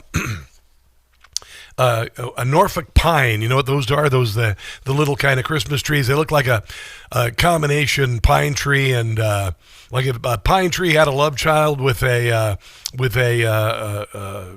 palm tree. But they're beautiful. They're lovely trees. And I used to have one. I had one for like 15 years, and I got it at Walmart or Sam's Club, and it ended up growing about 4 feet tall, and then I killed it accidentally. I used a plant spike and overfed it, I guess. And it was bad because his name was Norfie. I loved old Norfie, and I killed Norfie. Really did. I felt terrible about it. And I got one this weekend, and I hung a couple Christmas bulbs on it because I'm not going to let Christmas be taken away from me this year. I'm going to do my level best, and I hope you will too. And I celebrate Christmas and Hanukkah, by the way. I put the menorah in the window, the electric menorah, and I turn on the candles according to the days.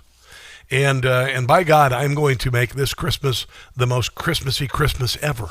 And there's nobody going to stop me. There you go. My last Christmas, it was terrible. I had Christmas taken away from me last year. It was awful. And I'm going to do my level best to spread joy right here. Okay? How's that sound? I think it sounds pretty good. Greg Gutfeld was talking to a New York Times podcaster about, his ascension. And here he is actually calling out, he was talking about people who criticize him. And he says that people who criticize him, conservatives who criticize Greg Gutfeld, are always rather genteel and very nice. And that's the same way with people who criticize my show. The biggest complaints that conservatives have about my show is that occasionally I'll use what they would consider salty language, which is, maybe the A word every once in a while, or whatever. But otherwise they're nice. And the New York Times podcaster said, well, Christians are really, very nice to you, but now when it comes to, Planned Parenthood, and then, of course, Greg called him out. They write letters, but they're so polite. No, the ones I get, I'm telling you, man, the ones I get, it's like, Greg, we always respect your opinions, but I must ask you, please refrain from using the Lord's name in vain. And then they will try to, Penn Jillette said to me, he's an atheist. He's like, someone who works at Planned Parenthood might have a different opinion about how polite the religious. Well, I mean, they are killing children, so that's part of the game. Yeah, Greg says, but they are killing children, so there's that. Pretty much. It was a nice comeback. And like, for instance, I got a letter the other day from someone, and I don't understand how someone would write and say, I'm never going to listen to your show again because I can't listen around my grandchildren. This woman said, I can't listen to Rob around my grandchildren because he occasionally says damn or whatever. And I normally brush that off, but A, why would you feel like you need to write the person in charge of programming to say you're not going to listen anymore? And also, I don't do a program for your grandchildren. Okay, that's not my problem. This program is for adults who look very seriously at the direction of the country. We are patriotic. We are positive. We try to overwhelm the left with joy and patriotism. Occasionally, we get very serious because these are serious times. For God's sake, we just had the Democrat Party try to shut down the government, and they wouldn't have cared if planes fell from the sky before Thanksgiving if they would have gotten their way. So occasionally, I've got to get a little, play a little hardball, because the left has been playing hardball with us for about a decade, including trying to censor us and succeeding in many ways. So as far as that criticism, if you have a problem with one or two words that I use every once in a while, then you obviously miss the other thousands of words that I use to make points rather eloquently and occasionally with humor. There you go. So if you're leaving the radio, you're not going to listen to the show anymore. That's great. That's your decision. Not sure exactly why you feel like you need to tell the program director at whatever station. It's I don't know. It's some sort of flexing some sort of musculature that isn't there, but it does happen. I got a little bit more with Greg Gutfeld on the other side, including entertainment welfare for late night hosts. The way he said it was really entertaining. Let's take a break and come back. This is the Rob Carson Show.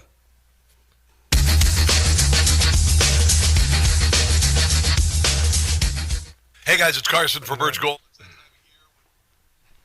Yeah, it's I'm like, if you can't listen to my show around your grandchildren, then don't listen to my show around your grandchildren, or watch Wiggles videos. There you go. Kind of irritates me. The only time profanity is allowed is when dealing with idolatry. I would say the party loyalty that the Democrats have counts as idolatry. No, sometimes, and I don't go too far, but listen, I'm a Generation Xer.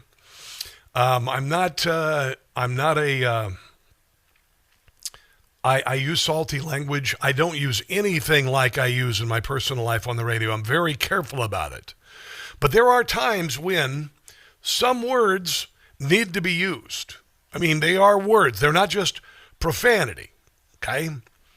Sometimes the word damn, for instance, is a very powerful word.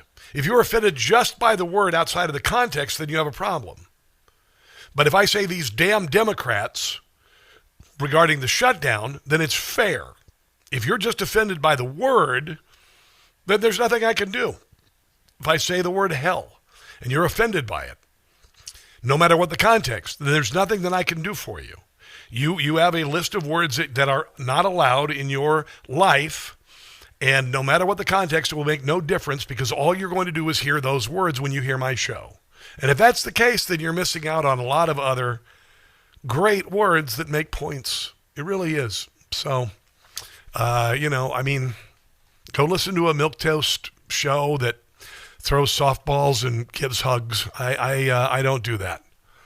I don't do that. Rush would be proud, says Daniel. I think so. I think Rush would be proud of me. Hold on. Here we go. Get him at 320. I want to start with the biggest story in late night this year, or biggest stories, I should say, which are the impending cancellation of Colbert and Kimmel's suspension. Yeah. Do you remember what your immediate reaction to the news of both was? I guess, why did it take so long? Yeah. Because, I'd crushed them like bugs, David. I'd crushed them and I'd thrown them into the wind, and they were still here. I call it entertainment welfare. Yes. The only reason why they were around for so long... The only reason why Kimmel was back on was entertainment welfare. Despite the fact that their numbers were dropping, was the fact that they kind of towed the line. So I guess when I heard that they were gone, it really didn't surprise me because the numbers were saying it. I don't think it was political. I didn't know anybody, and I'm counting by many liberal friends who watched them. And I think it's because it wasn't entertainment anymore. Yeah, exactly, 100%. When I was in Minneapolis in the 1990s, there was a liberal rag there, and it said, "Yes, Virginia." They did a story on me. "Yes, Virginia, conservatives can be funny." And conservatives have not been known for humor. And I have. And I realized that actually conservative humor is funnier because it's truthful. The left is not truthful with their humor. Jokes fall flat when they don't contain truth, when you just make up things about people. They don't work. That's why it's on the ascension. By the way, cyber crime has been spiking during the holidays, especially around Black Friday and Cyber Monday. Falling victim to cyber crime is the last thing anyone needs, especially during the holidays. That's why I have WebRoot Total Protection. I do. I've got it on my computer. I used to get these stupid emails. They would say, "Oh, your payment information is outdated. We need to give you a new credit card or whatever." And I would look at it and go, "Well, wait a minute, hold on. It doesn't say where it's from. It just says, cloud." And then I realize I'm being phished. They want me to give them my credit card number so I can avoid missing a payment and then actually get my credit card information. Right now with WebRoot, you get 60% off by going to webroot.com/Carson. Webroot.com/Carson. It will help end phishing scams, fake emails from brands offering holiday deals, fake shipping notifications, fake e-commerce sites and social media stores, real-time antivirus protection against emergency threats like malware, ransomware, and phishing, which you're getting more than ever right now. WebRoot Total Protection is remarkable. It gives me an update every day about what they've found, what they've gotten rid of, who was trying to get in, and it's 60% off if you go to webroot.com/Carson. Webroot.com/Carson. Family protection includes toddlers, students, and seniors, up to $1 million in expense reimbursements for stolen funds or out-of-pocket costs due to identity theft. Webroot.com/Carson. Mike Benz joins us next hour. Blockbuster news on the January the 6th pipe bomber on the other side of the break. Let's take a break and come back. You are listening to The Rob Carson Show.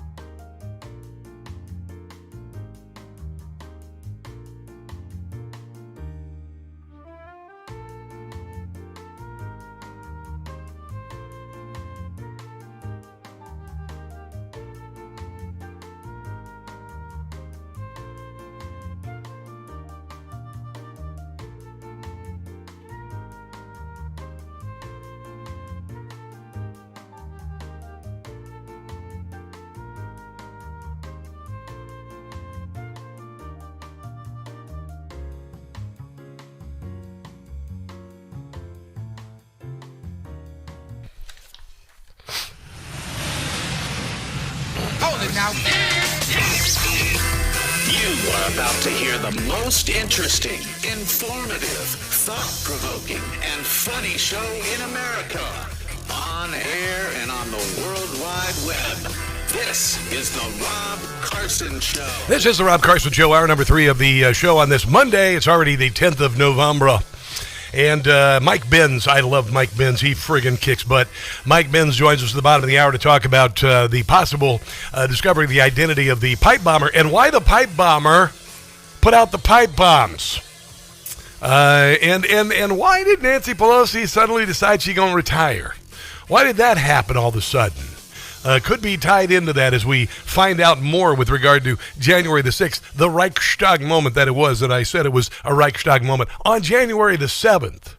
And a lot of people, and Nancy Pelosi, as far as I'm concerned, is an evil, awful woman who enriched herself to the tune of hundreds of millions of dollars while doing nothing at all but being an obstructionist to Donald Trump, trying to put him in jail, 2 failed impeachments, and then of course January the 6th, where hundreds of people went to prison, some for 4 years without a trial. All have been pardoned in the meantime because they should have been pardoned in the meantime. It was all a massive scam. It was all a shakedown. The crowd was infested with FBI agents, 274 of them, infested with Antifa, because Trump supporters don't wear black masks and riot shields and bring grappling hooks. Give me a friggin' break. It was a Reichstag moment. It was meant to get people to go into the Capitol and then pursue them to distract from an election that obviously was rigged. To the point that they even told us we couldn't question the election.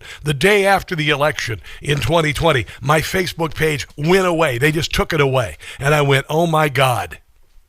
Why is this? And then they struck Donald Trump from Twitter. Then they got rid of him on Facebook. He put up videos on January the 6th saying, go home peacefully. YouTube would not put the video up. None of the networks were running the video. And they doctored the audio, or the videotape. They doctored the BBC. The head of the BBC has just been fired because they edited a Trump speech on January the 6th to make it look like Donald Trump was fomenting some sort of a violent action, which was, of course, not the truth. All of this has been bullcrap. All of this has been bullcrap since day one. I remember the day after January the 6th, the leftist media was saying there was $100 million in damage to the interior of the Capitol. I remember it like it was yesterday, saying $100 million in damage. This was worse than 9/11. Really? Where were the 350 people jumping to their deaths from the building? Where's the fire? Where's the burning? Where's the collapse? And then we find out, no, people went inside. There was one guy put his feet up on Nancy Pelosi's desk. They stayed in the velvet ropes. They didn't tear down any statues. They didn't burn anything, not a damn thing. The windows that were broken out were by masked people in the crowd who are not Trump supporters. Trump supporters never behave this way. We never do. When Joe Biden was made the president, when he was installed as the president, did we burn down American cities? Did we behave the way the left did in the summer of 2020? Did we go to Tesla dealerships and try to burn them down like the left has done since Donald Trump took office? We've been in the Civil War for a very long time. The Democrat Party has been fighting a proxy civil war against us for 10 years. They have soldiers for hire called Antifa and the sundry groups affiliated with them, including Black Lives Matter. They are soldiers for hire. There is a body count. There are casualties. There is billions of dollars in damage. And I'm done with it. I am done with it. This weekend, I had a meeting with some artists who reside in Old Town Alexandria. And they are, several of them are Jewish. One of them is Catholic. And they work in a community of artists, and they are terrified. The Jewish artists are terrified. These are people who have to speak in hushed tones in their galleries, so leftists won't hear them. At this gallery, this large compendium of artists in this large building, there's one artist who's put up signs that say Charlie Kirk was a piece of S, and then has posters up basically calling for the assassination of Donald Trump. Some of these Jewish artists had people get in their faces saying, "From the river to the sea." I was at dinner about a week and a half ago. I was outside near this place, and the group of these Palestinian punks come by with pictures of dead babies and waving the Palestinian flag, and the people inside this building are terrified. They're terrified of these leftists, and this jackass comes into the outdoor dining area and starts handing out flyers for care or whatever. And I said, get your ass out of here. You are not welcome here. This is not a public space. You do not have a permit. We are here spending our money to have dinner. You have no business here. And he hightailed it out of there. But these, I met with about 7 or 8 people. It was like you've maybe seen the French underground when they're meeting World War II. And they and listen, as much as the French are made fun of because, Germany came in and, overtook France in no time. The French underground, they were very brave people. They were many of them lost their lives. Many of them were murdered. Many of them were sent to concentration camps because they were in the background fighting a massive evil. They were greatly outnumbered. And that's what I felt like. There was one woman, she was literally wearing a beret. She's like, "Oh yeah, we're frightened." And I said, "Well, what do you want me to do?" And I've got in touch with some people possibly doing a story about it, but they don't want their names to be known. They're terrified. They're terrified of losing their ability to make a living. They're terrified of being ostracized. They're terrified of being attacked. This isn't Germany in 1939. I'm done.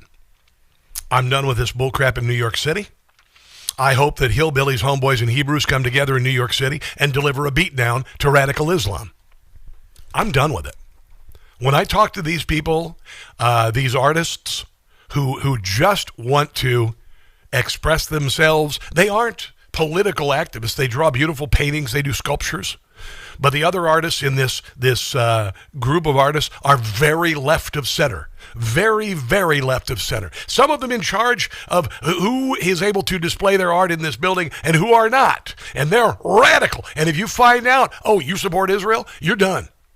You're done. I mean, it is so ridiculous. It is so ridiculous. And you're going to learn more about this because I'm not going to stand by and watch this happen. We've seen the ascension of anti-Semitism, the exposition of anti-Semitism in this country, and by God, it will be beaten back. It will be beaten back. And that a liberal enclave would allow such a thing is so freaking disgusting. I said when I first moved here to Northern Virginia, I said, I will not speak in hushed tones about my conservatism. I will not speak in hushed tones. Bullcrap. This is America. And the left has done so much to try to shut us down and call our speech disinformation and misinformation and tell us, that, 2020, there was no election fraud. You're a conspiracy theorist. No, there's plenty of evidence. You just shut it all down. The same goes with COVID shutdowns. The same goes with all of that nonsense. The same goes with Hunter Biden's laptop. We had a Soviet takeover of our country, essentially, and I am still pissed about it. And I'm not going to ever, ever, ever, ever speak in hushed tones about my political beliefs. Not anymore. Ain't going to happen, even if I live in the thick of it. When I lived in Kansas, the Kansas side of Kansas City, you could have a Trump sign in your front yard without somebody vandalizing the sign or your house or threatening you. Here it's different. But by God, I'm not going to live by those rules. Not going to live by those rules. This is the BBC, their fraudulent edit of Donald Trump's January the 6th speech that has resulted in the head of the BBC stepping down. We're going to walk down to the Capitol, and I'll be there with you, and we fight. Yeah, that's their edit. That didn't happen. We fight like hell. We're going to walk down Here it is. To the Capitol, and we're going to cheer on our brave senators and congressmen and women. Let's hear that again. We're going to walk down to the Capitol, and I'll be there with you, and we fight. We fight like hell. Wow. We're going to walk down to the Capitol, and we're going to cheer on our brave senators and congressmen and women? Yeah. Here's some of the reaction from alternative media in Great Britain. Bye-bye, BBC. I mean, this really should be the story that totals Auntie, isn't it? And it's not going to, but what they did with Panorama, where they took an hour-long speech by President Trump and then spliced it, Really an hour-part serious. segment, spliced it together to make it sound like he's inciting insurrection with like the mood music and the doom filter over the top.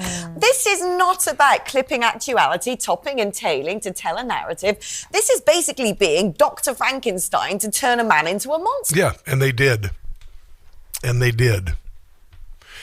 the left is so worked into a lather after a decade of calling Donald Trump fascist that they're literally writing the words of the Democrat Party on shell casings, in spent shell casings that killed Charlie Kirk and some children at a Catholic daycare center in Minneapolis. That's how bad it is. Here's GB News. GB News is the Newsmax of Great Britain talking about this. What we learned today is devastating for the BBC's reputation at home and abroad. A leaked internal memo seen by the Daily Telegraph reveals that the corporation doctored a speech by President Donald Trump to make him appear to encourage the Capitol Hill riots. We're going to walk down to the Capitol, and I'll be there with you, and we fight. We fight like hell. We're going to walk down to the Capitol, and we're going to cheer on our brave senators and congressmen and women. Yeah, and it didn't stop there. This is Jake Tapper lying about people dying on January the 6th. Well, I'm Jake Tapper. Behind me, the U.S. Capitol, the scene of a dark day in American history. With no damage and no weapons. The deadly insurrection exactly... Wasn't deadly at all. You're wrong. 1 year... It was deadly to two women, actually, Ashley Babbitt and Roseanne Boylan. Today, 5 people lost their lives. That's an absolute lie. On January 6, 2021, during or immediately after the riot. Roseanne Boylan was beaten to death. Her body was cremated before the autopsy could be released to the families, and Ashley Babbitt was murdered by an overzealous Capitol Hill cop. And the very democracy of the United States was attacked and shaken. You'll never take back our country with weakness. You have to show strength, and you have to be strong. We fight like hell, and if you don't fight like hell, you're not going to have a country anymore. Yeah, and the truth is coming out. Let's take a break and come back. This is the Rob Carson Show.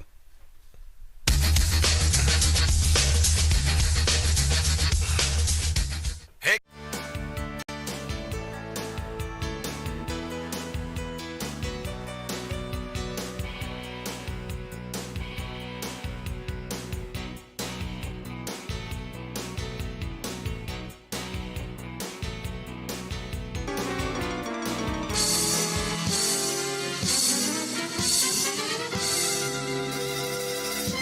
It sucks to be you, you Democrats, you.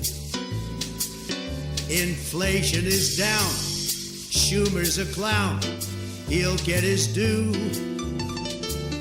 No Kings was a flop, but you will not stop. I'll bring the world peace, more wars I will cease, we'll come out on top. Drug boats we took out, we ended all doubt. The border is closed, Letitia is hosed, while Democrats pout. The new ballroom will be complete, while Democrats will suffer defeat. It sucks to be you, miserable you. It sucks to be you. Now a new NBC News poll shows the Democratic Party has reached an all-time low in popularity. Why and all you want about the National Guard and Antifa pals, we will bombard. It sucks to be you. You know that it's true. It sucks to be you.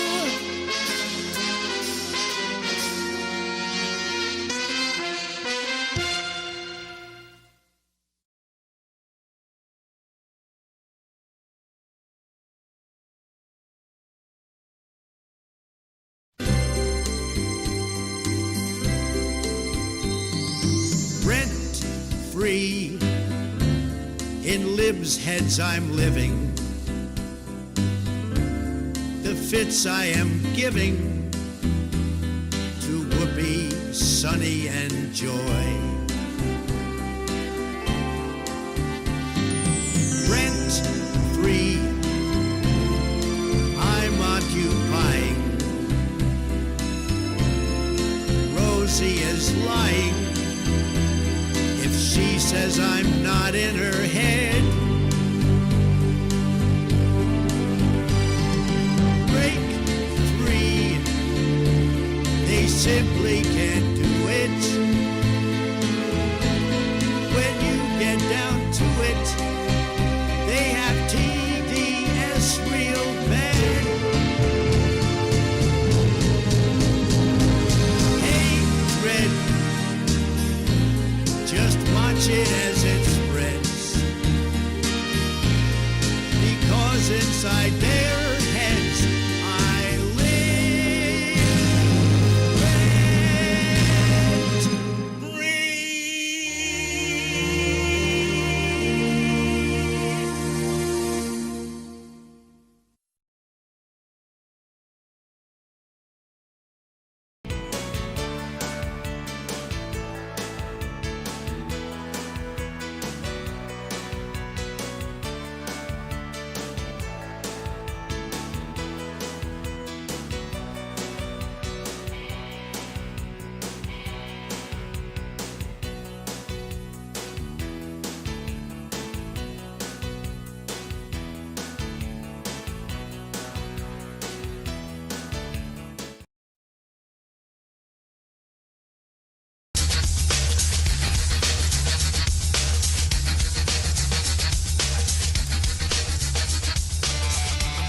For those of you who think that Donald Trump's agenda was hobbled by last Tuesday's election, no, not at all.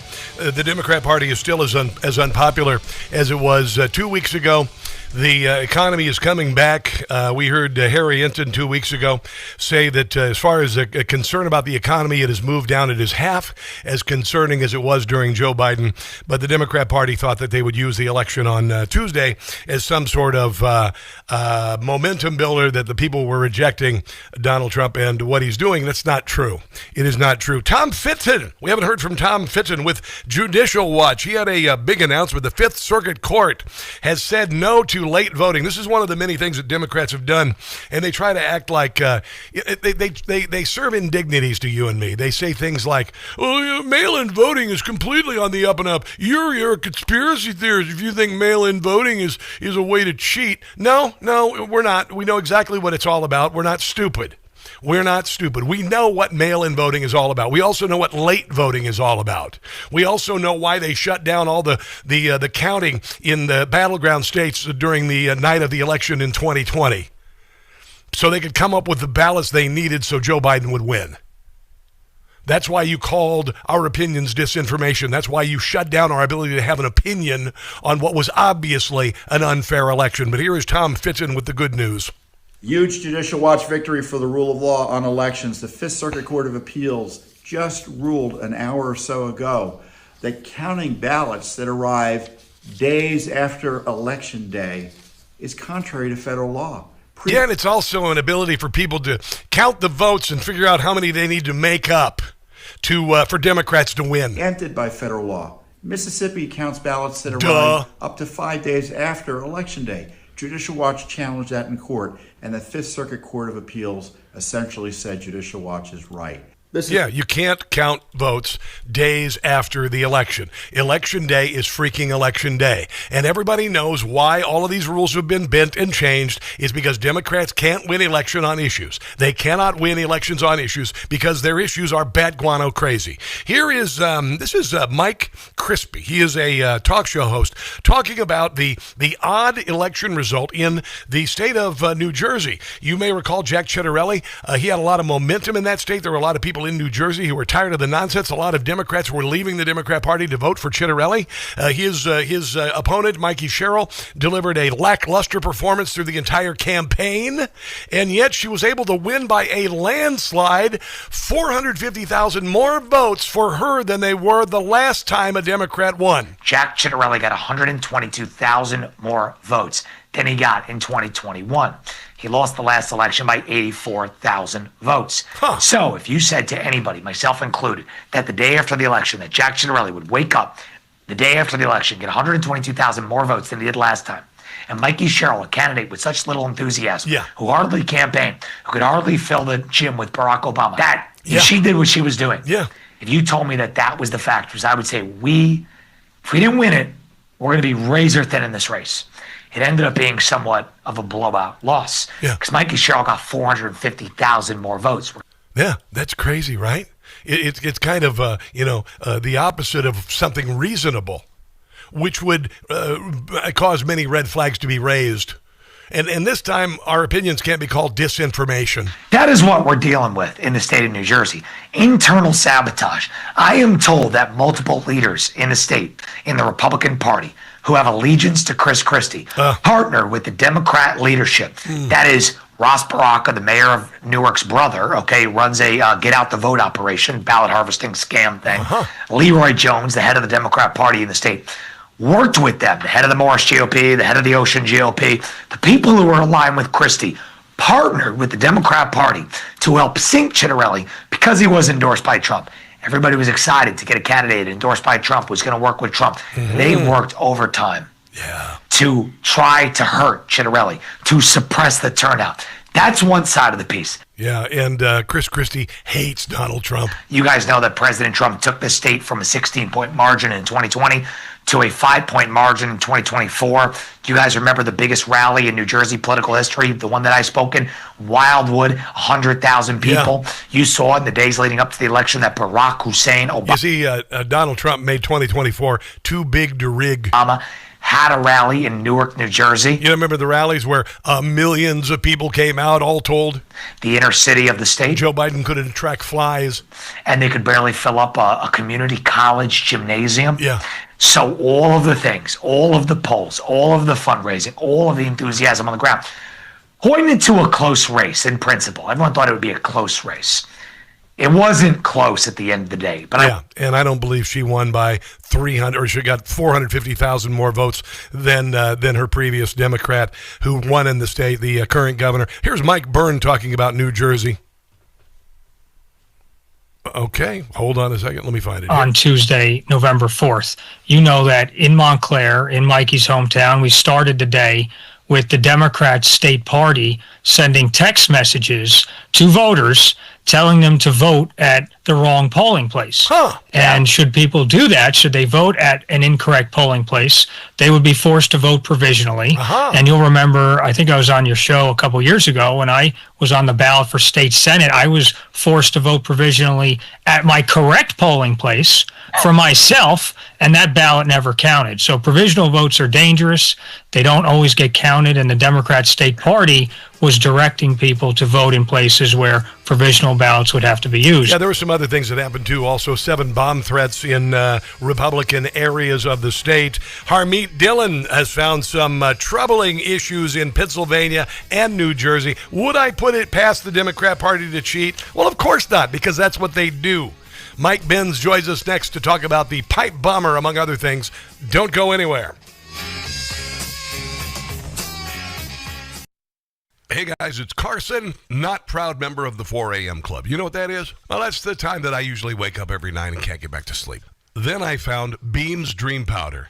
Now, Beam's Dream Powder is made with a powerful blend of all natural ingredients, including reishi, magnesium, L-theanine, apigenin, and melatonin. It's designed to help you fall asleep, stay asleep, and wake up feeling amazing. And unlike other sleep aids, there's no next day grogginess, just great restful sleep. Plus, Dream tastes incredible, and it's become a part of my nightly routine. Simple, easy, effective. Dream is made right here in America, supporting jobs, quality, and the principles we stand for in America. Thank you very much. Beam is going to give my listeners the ultimate Patriot discount, up to 40%. Try their best-selling Dream Powder. Get up to 40% off for a limited time. So with my discount code NEWSMAX, you can get their best-selling Dream Powder for just $39. Go to shopbeam.com/Newsmax. That's shopbeam.com/Newsmax. Again, use the code NEWSMAX at checkout. That's beam.com/Newsmax and use code word NEWSMAX for up to 40% off.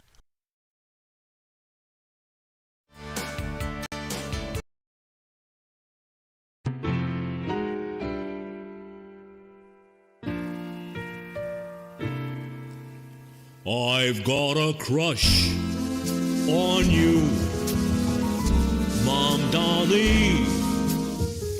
You're a communist, just like me. Private business, we oppose it. A takeover, we will propose it. Seize your house, take your car. Zoran Mamdani is our new star. The world will pardon my mush, but I have got a crush, Mamdani, on you.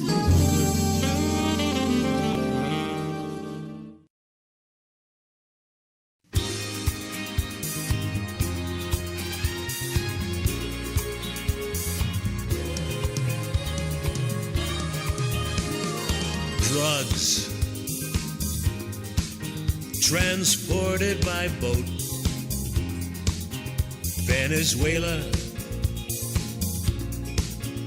You best take note. Cartels, they're having fits 'cause they're men. They were blown to bits. The drug boat, it now resides on the ocean floor. The drug boat, Marco says we're gonna take out more. Yes, their lives are in danger if they take another chance. 'Cause drugs, we won't tolerate. Shut it down before it's too late. No drugs. A boat that was filled with drugs.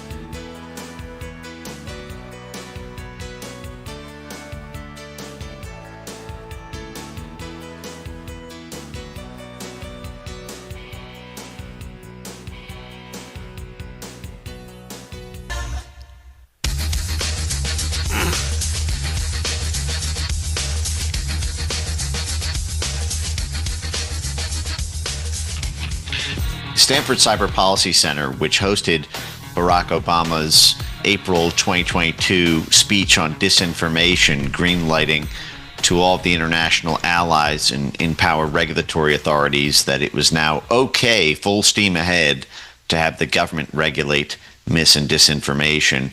was hosted at the Stanford Cyber Policy Center, which itself hosted the Stanford Internet Observatory, which has now been shut down, but was the key lever for censorship of the 2020 presidential election in the United States, as well as for censorship of COVID-19. That was their election integrity partnership, and then their virality project initiatives.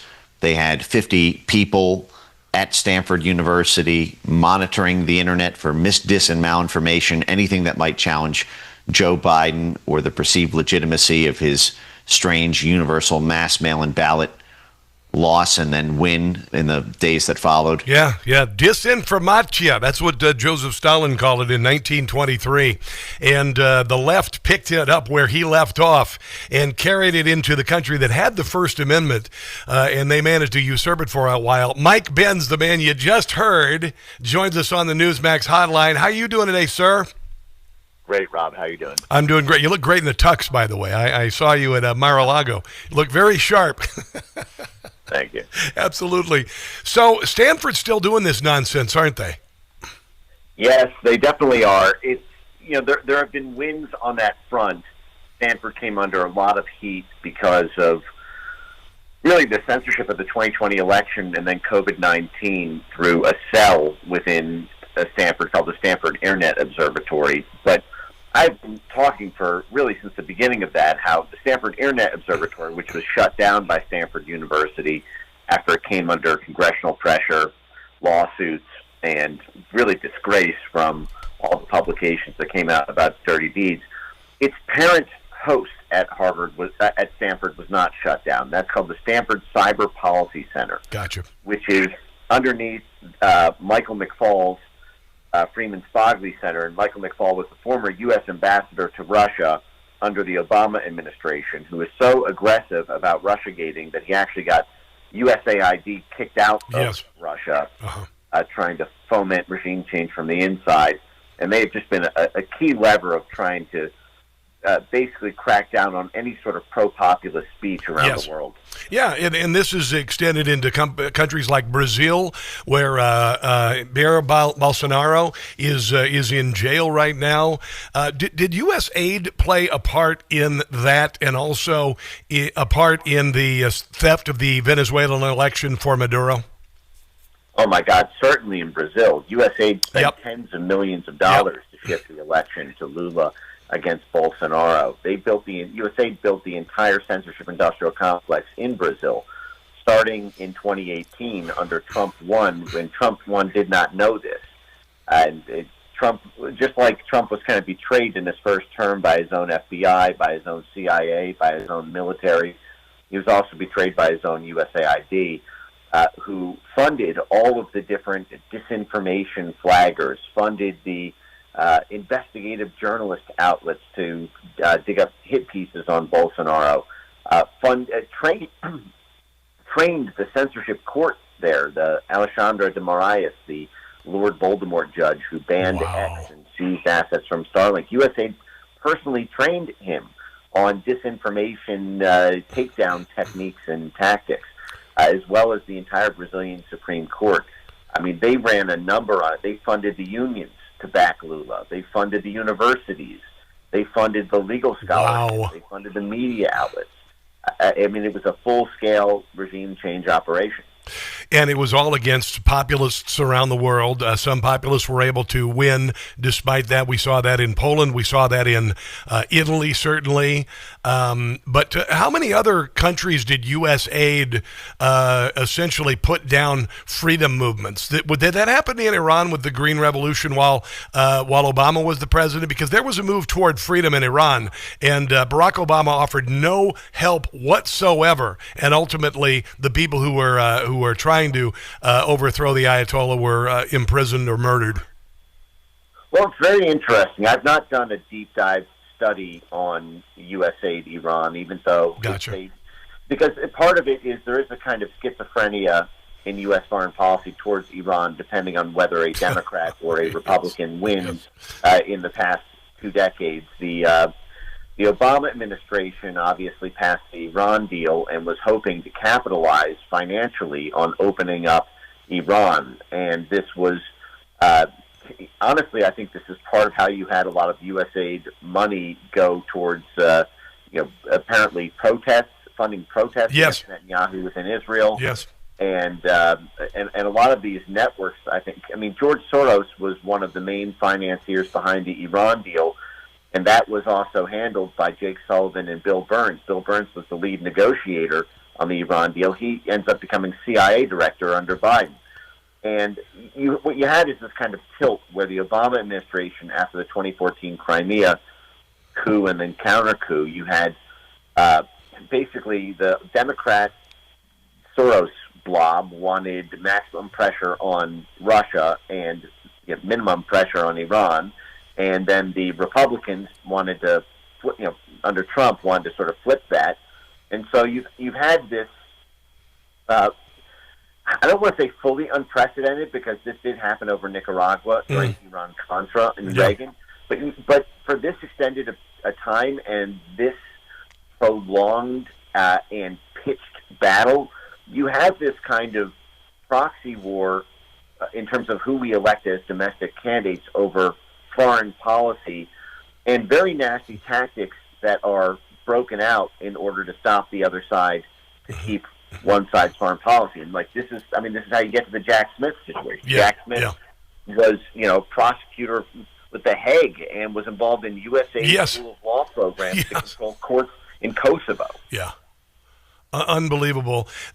Mike, I was always a little flabbergasted by the lack of journalistic curiosity by the American media establishment.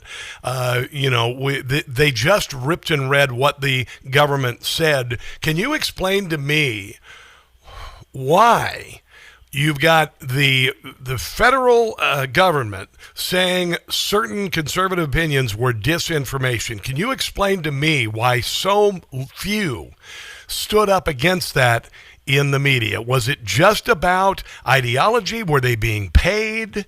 What was this? I know that some agencies were getting federal dollars. Yeah. Most of the media, most of the mainstream media gets fact checks from the U.S. federal government, whether directly or indirectly. I pointed out, for example, how Reuters got $300 million in government contracts from the Biden administration. And not only that, every single federal agency who investigated Elon Musk was paying Reuters in fat subscription fees for all their premium services, while Reuters got the Pulitzer Prize for writing about the corruption of Elon Musk. But this is actually a very common arrangement where a government will fund media to write hit pieces on the government's enemies. This is actually a USAID staple. Our anti-corruption projects that USAID runs, part of that will be funding investigative news outlets in Kosovo, Serbia, Brazil, Ukraine, Poland, to write hit pieces that then their assets in the judiciary or prosecutorial staff can use to indict people on the basis of. And this is actually how most prosecutions come about, not because the Justice Department just learns about it while walking down the street, but because a journalist outlet publishes some hit piece that brings to light public information that was not known to the justice. This is how Jeffrey Epstein got indicted. Hey, Mike, can you hold on through the break? I'd like to continue on this, and I also want to get your opinion on this suspect in the January the 6th pipe bomber, because a lot of it's come out over the weekend. If you could hang on through the break, I would really appreciate it, brother. Can you do that? Sure thing. All right, let's take a break and come back more with the great Mike Benz coming up on the Rob Carson Show. Don't go anywhere.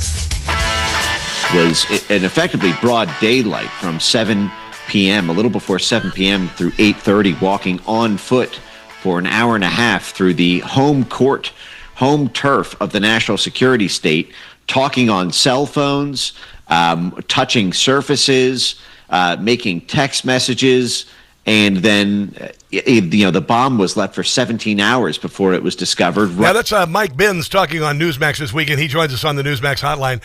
Clearly, the Jan 6 pipe bomber has not been caught because people aren't wanting to catch the pipe bomber. Would you agree?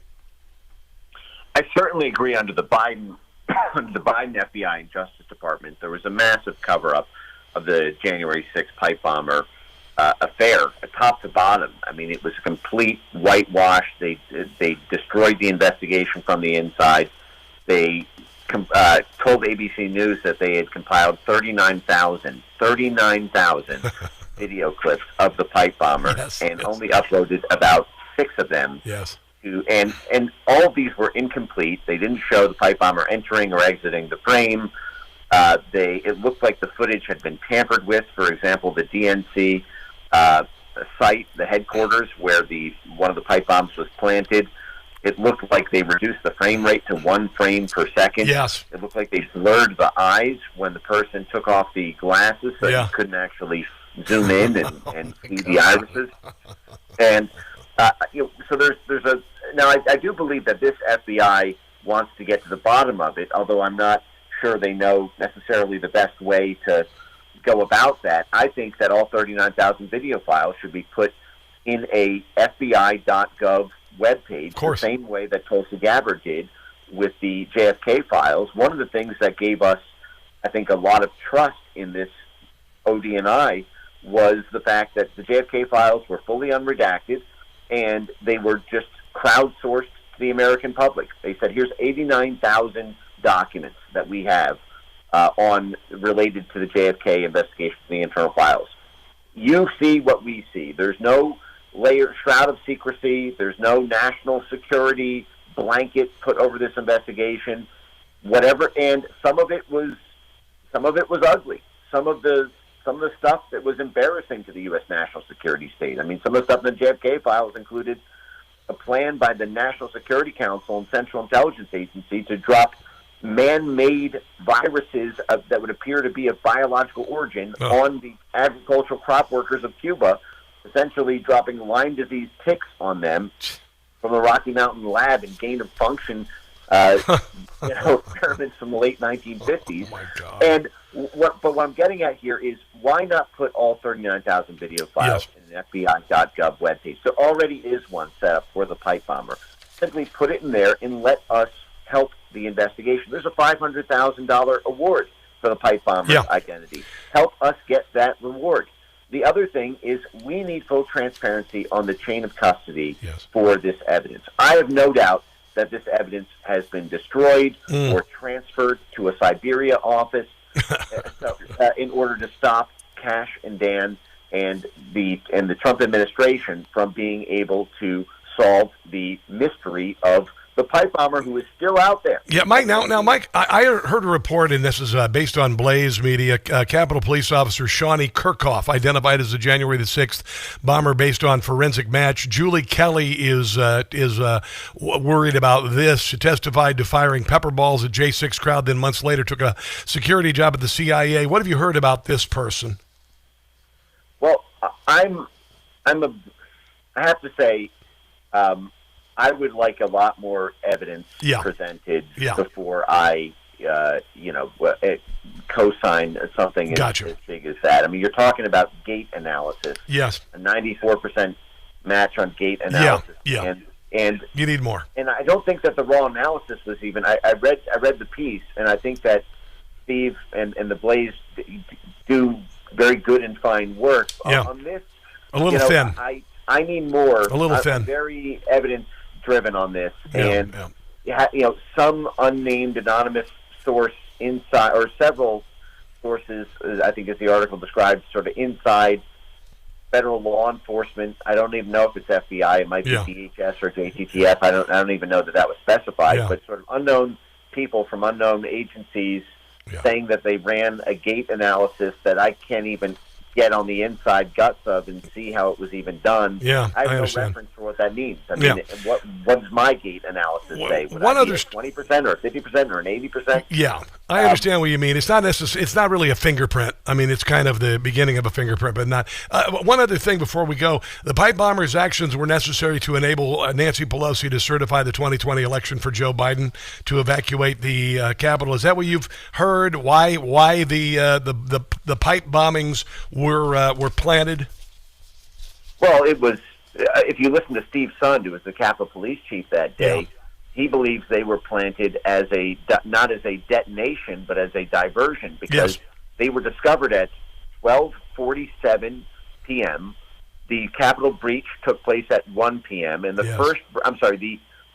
certification was to take place at 1 p.m. Gotcha. The initial perimeter breach was at 12:53 p.m. So understand this. This is just minutes after the first pipe bomb is discovered that the breach on the Capitol is initiated. Yeah. So where Ray Epps and all of those, former Marines and, strange kind of special forces adjacent people are at the front lines of the Penn Walkway entrance is exactly when the Capitol Police are hit with the news that there is a potential mass casualty event pending with bombs blowing up. Wow. So they divert the Capitol Police muscle. Yeah. And this is what Steve Sund said, is that we had to triage the situation. We had to send all these units over to off campus from the Capitol, and it created this. We were hit from every angle because this pipe bomb threat was the superseding one. Yeah, Mike. I think. Go ahead. Well, so it clearly played that role to enable the initial breach, and to be able to paint a mass casualty event, even when there were no casualties. Yeah. Mike, on the police side. We got to run. I apologize. When I get this studio up and going, I want to have you in and talk to you for like 10 hours. Because you're amazing, brother. Where can people find all of your work, man? You too. You can find me on X at Mike Ben Cyber, on YouTube, Instagram, Rumble, pretty much every other social media. It's Mike Ben Cyber. God bless you, man. You do such good work. It's such a pleasure to have you on the radio. I appreciate you. Let's take a break and come back. This is the Rob Carson Show. Man.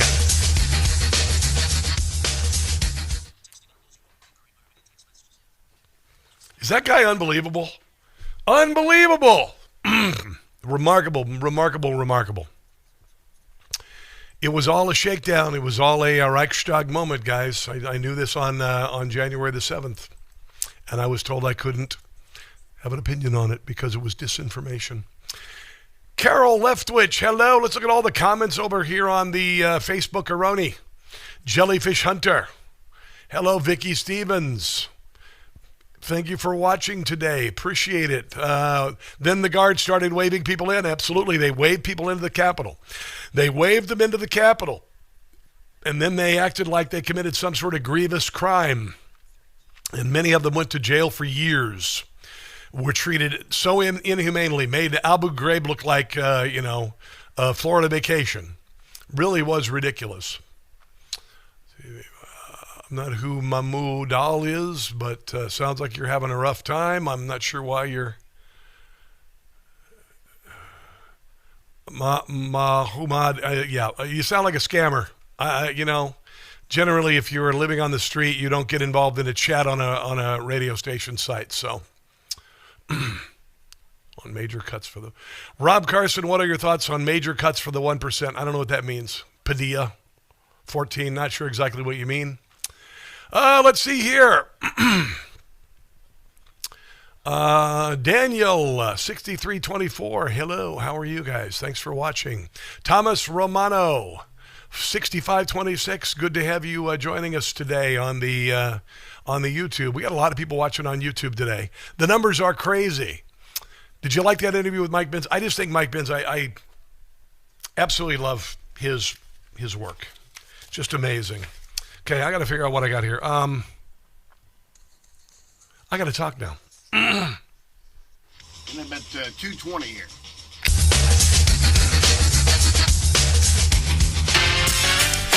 Mike Benz is amazing. Absolutely. There was much more we could have covered there. But clearly, as it was happening in real time, I told you, if the government tells you what you believe is disinformation or misinformation, it means they know you know the truth. And I was right. I was 100% right. When we were going through that, if you guys were just joining the show, if you had listened to this show for the last 5 years, I knew it. I knew there was something going on. There was something going on when all of my conservative opinions were being censored. And there's got to be hell to pay for that. There has to be. Hey, I want to mention something before I go. Birch Gold is giving away free gold with every qualifying purchase through the end of this month. All right? So when you convert your existing IRA or 401k into a tax-sheltered IRA in gold, Birch Gold will send you free gold for every $20,000 purchased. Guys, what did your IRA do this year? What did your 401k do this year? Did it go up 60%? No, but gold did. Gold did. Gold started at the beginning of the year, $2,600. It's $4,000 an ounce. And gold thrives in times of uncertainty. Get gold before it becomes unattainable. All right? If you have a little extra in an underperforming IRA or 401k or just lying there in savings, not earning a damn dime, seriously consider getting in touch with Birch Gold. It's a company that I trust. They have my money. Text my name, Rob, to 989898 to claim your eligibility for a free gold info kit. And then, of course, be eligible for free gold with purchase. That ends on the 30th of this month, and it'll be here before no time. And we're getting through to November in a big way. And I am ready to celebrate the holidays. I need some joy, and I will do my level best to spread joy on the radio whenever possible. Thanks for hanging out with me today. Today was a little, I'll just be honest, it was a little rough for me. It's just a lot of things happening, a lot of balls in the air, but I'm looking forward to the holidays and coming together as a country after an exhausting first 9 months of the Trump administration and the awful Democrat Party. God bless you. America has founded this Trump administration as they battle to make America greater. And until tomorrow, which is Tuesday, do not catch the stupid. I love you guys. Thank you. Information. Truth is freedom. Is Newsmax. It's real news for real.